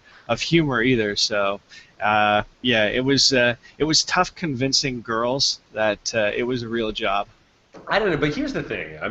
Years from now, when people do, your Wikipedia page, once you have your book written, which, if I release my book before yours, this would be a tragedy. You need to get yours out before March. You are a writing machine compared to me. You understand me? Over the years, I don't think that people realize. Okay, so when Ryan and I were working together, I was always much better at the podcasting part. But Ryan's the real writer of the troupe, if you want, because this man has produced. I'm trying to estimate. I think I calculated something roughly like 2.5 million words in a span of 4 or 5 years. That's crazy. Also, I know is I did a count. I recently left Fightlinker, and I did a count near the end, and it was something like 16,000 posts. I don't know how many words. Yeah, no, honestly, I was telling everybody that you were at 15,000, But yeah, no, 16,000 sounds about right. To put that in perspective too, the average post maybe 400 words. I mean, it depends. Like, Well, some of them are short, some of them are long. They even out to being generally pretty hefty. It's not like most of them are at least 3 or 4 paragraphs worth of text. Yeah, but that's what I'm saying. Like that's roughly about 300 to 400, which is a page, 1 page if you want. That is like if you have like just one of those regular books, not the ones that are like your fantasy novels where they have to make the fucking font so small that you're just like, oh, I'm reading this book forever now. Yeah. No, I mean like a kind of I publish a book a year font. You know what I mean? Like around 11 or 12. But if that was the font size, that would be about 16,000 pages. It was a lot. So, that's all I know. It was a lot. So this is what I mean. This is what I'm saying. I'm like, you putting that energy towards a book, you would bury me in terms of just speed. I mean, I can write maybe, if I'm lucky, 2,000 words a motherfucking day. I mean, you were pumping out way more than that, and it was funny shit. I mean, so much so that, behind the scenes stuff, people don't realize that there's a book, like an author friend of ours, who's a very respected, famous, and brilliant author, in my opinion, Matthew Bawley, who was a fan of the podcast that we had, and he wrote a book, and you helped him with that book. I mean, that's a huge honor, man. That's massive. Yeah, it was pretty cool. I definitely enjoyed that aspect of it. I'm also, I must say, the cool thing about me is that I am quoted in the book. TMZ brings you embarrassing celebrity unit. I forget which chapter. Because on his birthday, because we were always, the truth is, this was in the early days of Fight Linker. He had listened to our podcast, and according to him, he felt some kind of catharsis. Because he said, here were intelligent fans of the sport. They weren't these meatheads. And it kind of gave him this inspiration he said he needed to write the book. So he came to visit us in Montreal, and this was in the confusing days of, are we on the right track? Should we keep doing this? I mean, honestly, like, we were just 2 guys in your mom's basement. Like, if I'm going to just distill it to its most fundamental. I mean, let's not kid ourselves. But at the same time, you're just like, oh, all these cool things are happening, right? And here comes this author, and he wants to be friends with us because, he's read your shit, which I think that Matt identifies with you as a sort of self-loathing individual, which I think most writers are. Real writers, not these egotistical maniacs like me who are just pretending, but really serious self-loathers like Ryan and his ilk. And he identified with that, and he recognized the sort of how funny and cool that you are as a writer. So he reached out to you. It was a kind of a graduation. I don't know if it convinced us to keep doing this crazy shit, but honestly, how important was that moment? It definitely let me know that the voice for the site, we had something there. And there was a couple of other important people in the scene that used to tell us the same thing, and kind of gave us the push that we needed to know that this stuff is good and you should roll with it. And again, that just kind of leads right back into the whole idea for the pilot. People were saying, go for do something interesting, and for a long time, like even before we'd hooked up with Jason. I had been putting together a document with small sketch ideas and stuff like that, and the idea for a Fight Linker show evolved from a sort of Jackass meets Kenny versus Spenny. Like Kenny versus Spenny, I don't know if you haven't seen it. It's this Canadian show. It's filmed out of Toronto, where these 2 guys, 2 roommates, Kenny and Spenny, compete against each other.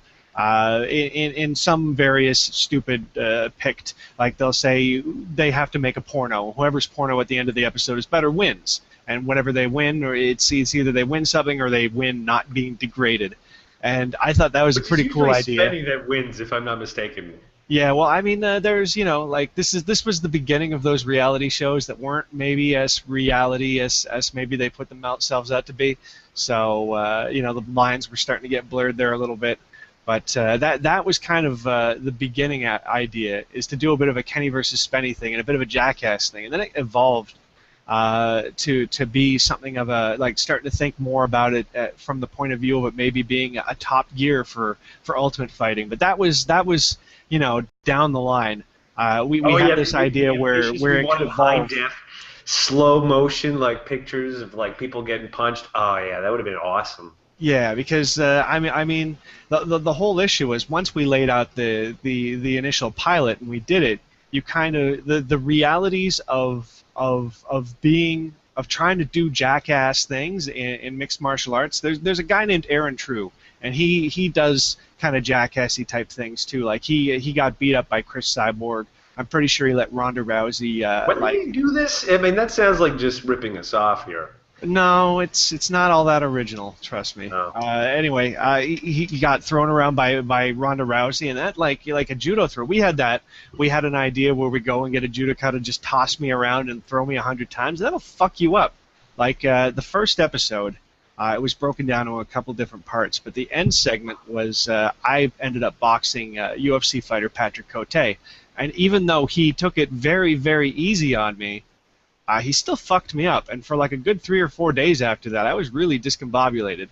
That's like the word that sticks out, that's burned into my subconscious when I think back to that. You did use that word in the pilot, if I recall. Yeah, that's how I felt, man. That was the word. Well, it was about 1 minute and 20 seconds of you getting your skull bashed, which, I mean, anybody who's a fan of the show should be looking forward to. We're about to play a pilot in which Ryan gets the crap beat out of him and even pukes. I mean, it was very jackassy. Of the both of us, I gotta say, you took the bullet on that one. I mean, I had an easy time. No, you played the fool. You kind of saved the pilot because one thing we learned from the experience is that I'm not great in front of the camera. Maybe I could get better. I don't know, but like I was like Ricky Bobby, just being like, my hands are coming up. My hands. What do I do with my hands? What do I? Oh, remember the part where you had to reenact? Like there was a segment. I'm like the best shot we had where you were acting, when we had to sort of like, here's an idea for a pilot. Oh man, that was Ryan's finest acting moment. Ryan, the actor. Where is my Oscar? I am the next Daniel Day-Lewis. Not that I want to say, by the way, that I'm really much better at acting. Although, here's what I'll say. I have a great act, but I am not an actor. I want to make that clear. I just watched a little video, by the way, the one that I just did with Jason, and I'm like, okay, no, I don't want to be an actor. I have one act. That act is called Jacob Forte. It's cool and all, but I don't want to do anybody else. It sounds like a lot of effort. Hey, it works. I mean, it's like Steve Buscemi. He's just always Steve Buscemi, and no one cares. Owen Wilson is always Owen Wilson, and it's just that's what he do, and people love it because they love these people. All right. Well, if I can be lovable, then so be it. So here's what I want other people to know. By the way, that something that's kind of exciting. So the reason I want to show the pilot.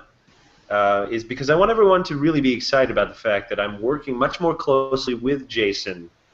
Since me and Ryan have kind of, I guess, done our own projects. I came back to Jason. I said I want to keep working because I think that I'm interested in making TV. I don't know if it's going to be necessarily on actual TV or maybe like this YouTube shit that I'm trying, but I like it, and I have 1,000 ideas, and Jason he's an enabler. He's telling me that all these ideas are brilliant, and he wants to do them. So the great thing about Jason was that whatever we did, we knew that we were capturing the film and the audio that we needed. Like if you go out and do it yourself and just get your fucking buddy to carry the camera, and God knows what you're doing for sound. Maybe you're holding a microphone, but that's about it.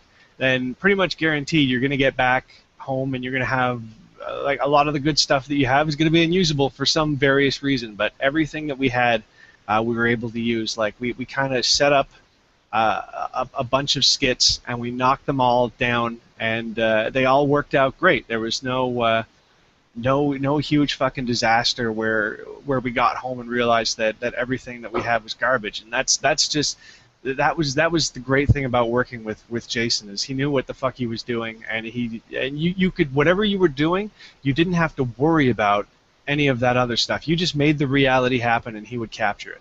Yeah, and the great thing too is that when you guys watch the pilot, the thing that surprised the shit out of me, because like, you know, when you're just recording it or whatever, you don't see the parts that are really work and the parts that don't. You should never be your own editor, in my opinion. Somebody else should be your editor. And then you guys will see in the pilot, I mean, we didn't have a lot of footage, but somehow the stuff that we had that worked, he got working.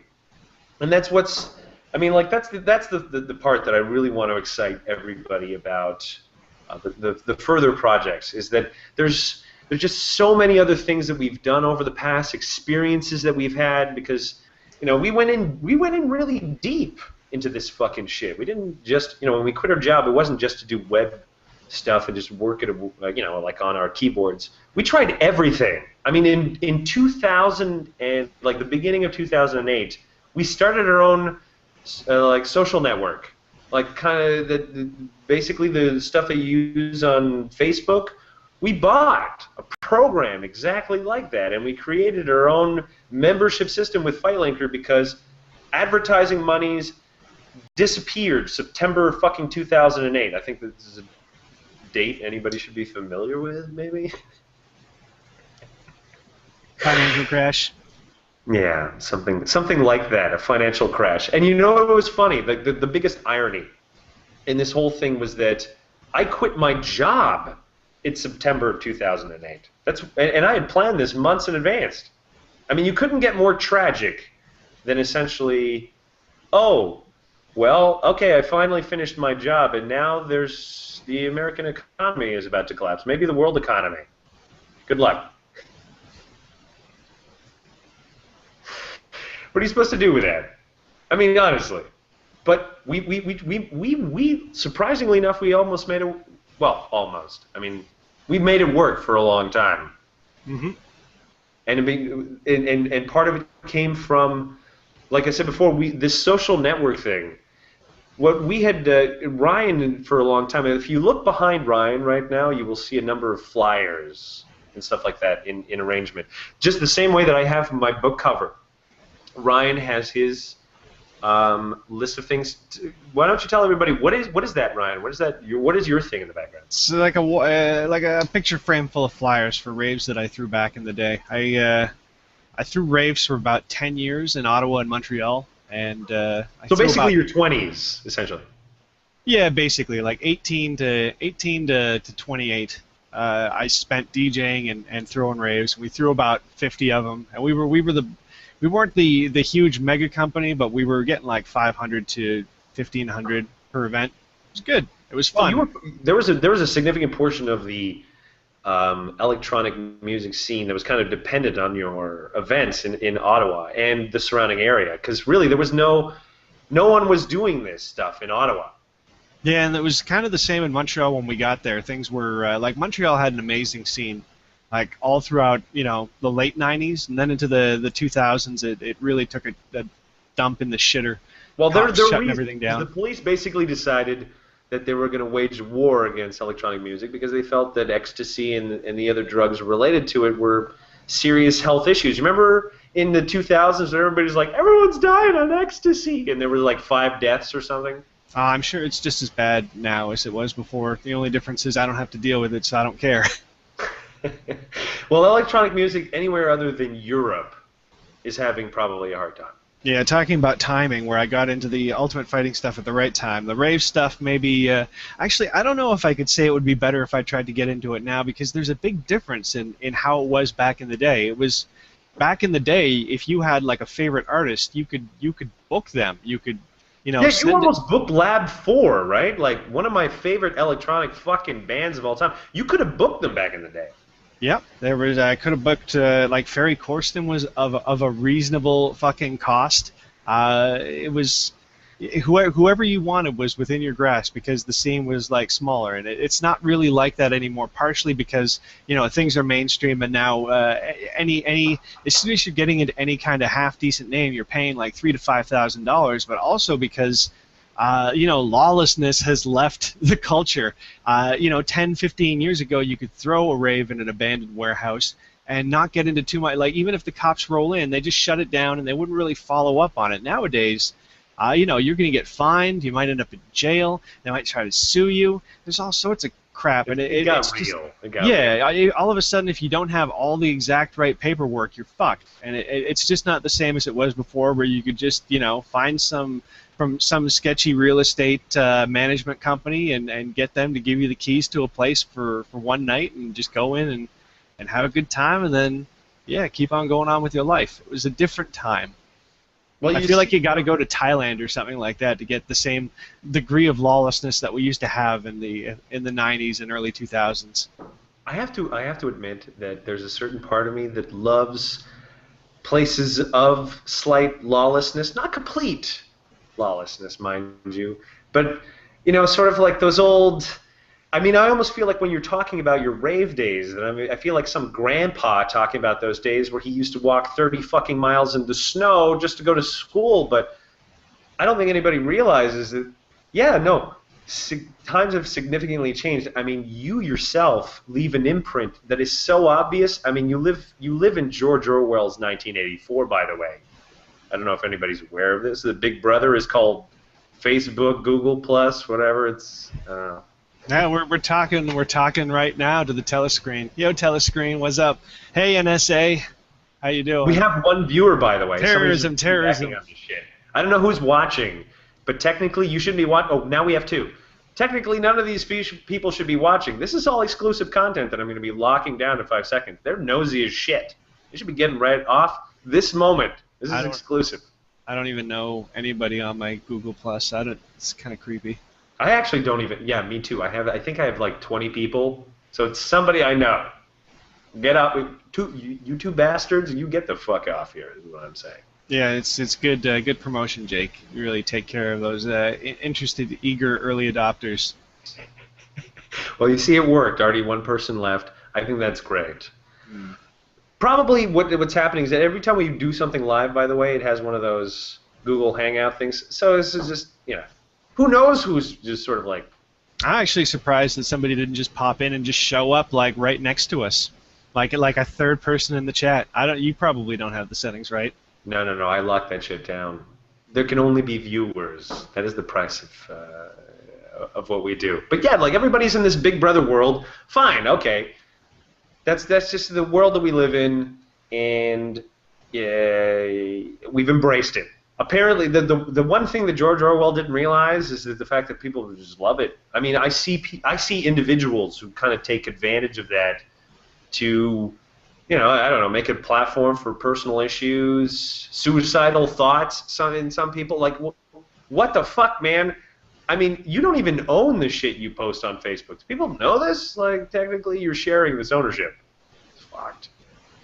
I think it was Huxley in Brave New World. He was the one that kind of said that, there's going to be this omnipresent government everything, but nobody's in his view, it was more of a nobody cared because everybody was so like everybody.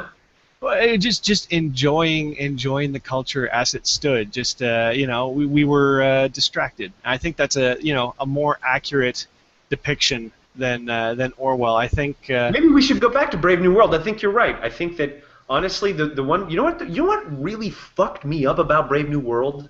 It was the fact that I couldn't disagree with his utopia on I couldn't make a cohesive argument based on this whole notion that people's happiness was most paramount. I couldn't defend, or I couldn't argue against his utopia. It followed exactly the model that people say is the life that's best, and you're just like, I don't. I mean, there's a part of me intuitively that says that's wrong, but on I want you to sort of argue against Huxley's utopia and say this Brave New World is not morally better than what we have now, even. Who, me? Yeah. You don't want that challenge? Was Brave New World too long ago? Yeah, no, I mean, yeah, no, that sounds like a book report. I'm not doing that. Putting me on the spot. But that was always what I did, right? I would put you on the spot about something, and then I'd work you out of that spot. That was like, how many shows did we just rely on that formula? A lot. Over 500, I think it was. No, five. Well, no, it was over because we had about 163 low blows, and then we had about 75 bonus shows of the bonus shows for Fight Linker, and then we were around the same number, so around 250 for the Good Atheist. So no, the around Good Atheist is at 330 by the time we were done. There you go, 500 or 600 episodes. It was a lot of actual podcasting. It is kind of ridiculous when you think about how much content we did just produce over the day. It's nuts. We were making 4 shows a week, like as if those were good. They held up surprisingly well, which is if I don't really get podcasts all that much. I don't really listen to podcasts. The only podcast I really listen to is the Joe Rogan podcast, and through that it kind of showed me, I think, what people liked about what we had going on. Which was what? The just fact that we were just fucking around? Yeah, just fucking around, and we had interesting ideas and strange perspectives on everything. So I kind of got it after a while. There were times when you're in the thick of it and you're churning them out and you're just feeling like, either you're not on the ball or you're just not on fire. And I remember like there being lots of times just pumping out 4, always being worried about it. But going back and looking through the episodes, which I've done every so often, I'll go back and I'll listen to one. They hold up. They're not shitty. They're not shitty. I don't feel bad about that at all. The content load that you and I have worked over the years is surprisingly not embarrassing. That's good to know. I mean, because I'm in the business of making much, more and more content, and now that I have to face this video reality, because that's the next phase, right? Like I have no choice. Working with a new TV producer. I mean, after we finish watching the pilot, which is coming up in just a few minutes, there's also tons of stuff that people are going to be seeing, like the cooking show that I'm working on that I really want to push for. I mean, it sounds strange. Jacob, why are you working on a cooking show? It sounds completely out of left field, but anybody who knows me knows that cooking is a massive part of my life, and I think it's actually kind of like one of the key things that people need to actually know to not live miserable lives. I mean, I remember when, just a few years ago, you were just talking about yourself, Brian, saying, I need to learn a couple more better recipes, my diet is bullshit and that kind of stuff. And, you took a little bit of control over that. And already, you noticed huge differences, right? Mm-hmm. I mean, what's your diet like in the old days? Back in the days, what were you mostly making? I was mostly eating processed meat, like smoked meat sandwiches and stuff like that, like ham and turkey from those deli packets and sandwiches, and then decent amount of hot dogs and chicken noodle soups, and it was just it was pretty garbage. A lot of hamburger helper and chicken fingers, chicken strips, stuff like that. It was pretty much anything that you could like take out of a box and put in an oven for like 15 minutes. And to a certain degree, I'm still like that now. But there's a company called M&M in Canada that serves like much better stuff, like just a box full of chicken breasts that you can just put in the oven and just cook up. And now I do a lot of curries and I have a lot of roast beef and other stuff like that I get from this company. So well, you take a little bit more effort into your diet. It's just all you say, right? Like back in the day, you were almost even a stress eater, if I recall. Like the snacking was like as soon as things got stressful, like, you're just like, let's hit the fucking convenience store and let's just go nuts. Yeah, I will not deny it. I'm trying. For me, my favorite convenience store thing was always like I love tangy candy. That was my big thing. Sour bears and like those dinosaurs and shit like that. Just something to just stimulate my palate. I just know that this was around the same time that I started smoking weed too, and oh boy, those munchies. That was probably responsible for a good 15 to 20 pounds of what I was carrying around back there. Was smoking weed, meat, and candy. Yeah. Goddamn candy. It's going to get you every time. It's brutal.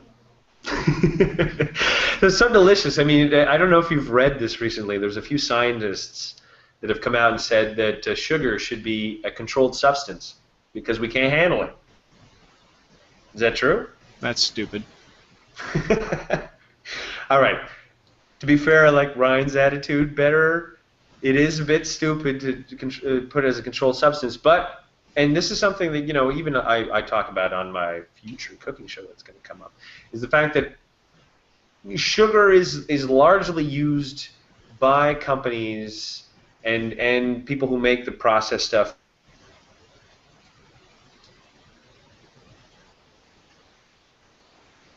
Like, imagine if I was making a food product and I could put nicotine in it.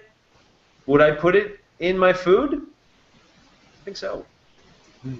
So I think that if people want to realize, I mean, like, what has changed in the last few years, at least in terms of the food? And I've toured the U.S. and I've done a lot of my research there because I want to include that in the show. And I got to tell you, there wasn't one thing that I bought in the U.S., especially the lower-priced items when I was really trying to work on a budget, that was not saturated in some kind of sugar, as just a method of ensuring that people would be addicted enough to buy it. And so if you're just like, well, sugar is essentially the rocket fuel of humanity, and if you can put it in anything and it's addictive, well, you know, controlled substance maybe doesn't sound like that bad of an idea when you see it in that light. You know what I mean? Well, maybe if our scientists were working towards figuring out how to make us want to eat healthy foods instead of just you know, going for those easy base, stuff it full of saturated fats and sugars. I'm not even worried about too much fats, but let me tell you something about sugar. Sugar fundamentally is the energy from sunlight with just a couple of fucking carbon molecules mixed in order to make a complex chain. I mean, that's what you put on your tongue. Sunlight, man. Raw motherfucking energy stored. You don't think that that's going to kind of mess you up? I mean, every time I eat something sugary, I feel kind of messed up myself. Who has eaten the sugar-rich shit that we were exposed to in really the history of mankind? I mean, you and I were lucky. We were enjoying as much luxuries as a Roman fucking emperor would. Really? Honestly? Some Dr. Pepper, a couple of gummy bears, and, like, you know, some chips. I don't think a lot of ancient peoples could have enjoyed as much sugar and salt in one sitting. Unless you were going to eat, like, lick a salt shake in a fucking sugar cane. So, well, I don't want to say it should be a controlled substance, but we should be aware. We should be aware. And so I think what we should do now, because we've been teasing everybody about it, let's now show everybody we're gonna segment over to the pilot. Is there anything that you want people to know beforehand before they see the show, by the way? Is there any, you know, warnings that you want to tell people there, Ron? No, not really. I'll tell you one. The thing that Ryan has guilt-tripped me about, he said, because at the time we had a conversation, because we had to both have the same haircut, and it's like, who should have the long hair, who should have the short hair? And we picked you to have the long hair, and you were not happy about that. Yeah, no, it's pretty stupid. I think it's quite obvious, you know, based on this show, who is capable of growing hair and who is not. To be fair, though, despite the fact that I am capable, this is thinner than, you know, than is acceptable. So it's not like I had David Hasselhoff hair here. You know what I mean? We were just both dealing with male pattern baldness, and we just had to do, you know, those realities. It wasn't. No one could have predicted the future. Yeah. All right. Without further ado, I present to you the Fight Linker pilot called FU Show, because, you know, we're really mature. That's what we called it. And but I will say this: if there was only ever one pilot that I made in my life, I'm actually really proud of that, and I put it down as one of my I did a TV pilot, and it was pretty fucking cool. Yeah, I hope you guys enjoy. All right, well, with that, thanks for joining me, Ryan, for the second show. And anybody who doesn't appreciate the fact that you're here, I mean, he did this show twice, everybody. 2 times. It was fun. It's like a blast from the past. Second time was actually a lot better, though. It's a better show than the last one. So at least you know that. We had the warm up, but this one was really good. All right, we'll catch everybody.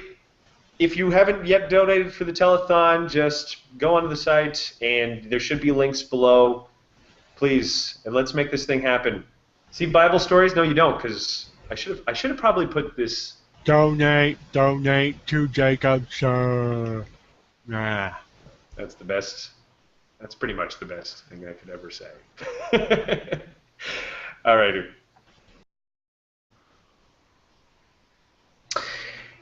And we're back to the telethon now. Hi. Did you know that every day, thousands of artists will be on the brink of starvation, desperately trying to sell their limp masterpieces in a valiant attempt to be compensated for making something they felt compelled to anyway? All too often, we forget that our very society is dependent on these social parasites for its own cultural capital. Without their obnoxious need to question the very system they are dependent on to survive, a civilization runs the risk of becoming stagnant, flat and dull, much like Singapore. I mean, sure, the city's fine, but it lacks a certain je ne parle pas. This is Jacob. While his peers were busy getting laid and developing promising careers, he chose instead to devote his time, resource, and energy on art and comedy and other low-yield ventures. Now broke, and barely able to afford even the most basic necessities such as liquor and other intoxicants, Jacob faces a constant battle with burnout. Without these precious items, his joke become serious, stilted, and academic. For just $5 a month, you too can sponsor an artist like Jacob, or most likely Jacob, and ensure that his economic humiliation in the midst of creating his most subversive art is as painless as possible. You'll receive all kinds of impersonal cut-and-paste emails about his progress, information ranging from his overall mental health to whether or not a girl has kissed him on the mouth. With your monthly contribution of $5 or more, Jacob will be able to afford new underwear, socks that match, and a pair of pants that didn't previously belong to his mother. Your generous donation will allow the book to be completed by March, which is what you all want anyways. Please, call now. Sponsor Jacob. It's pathetic, really.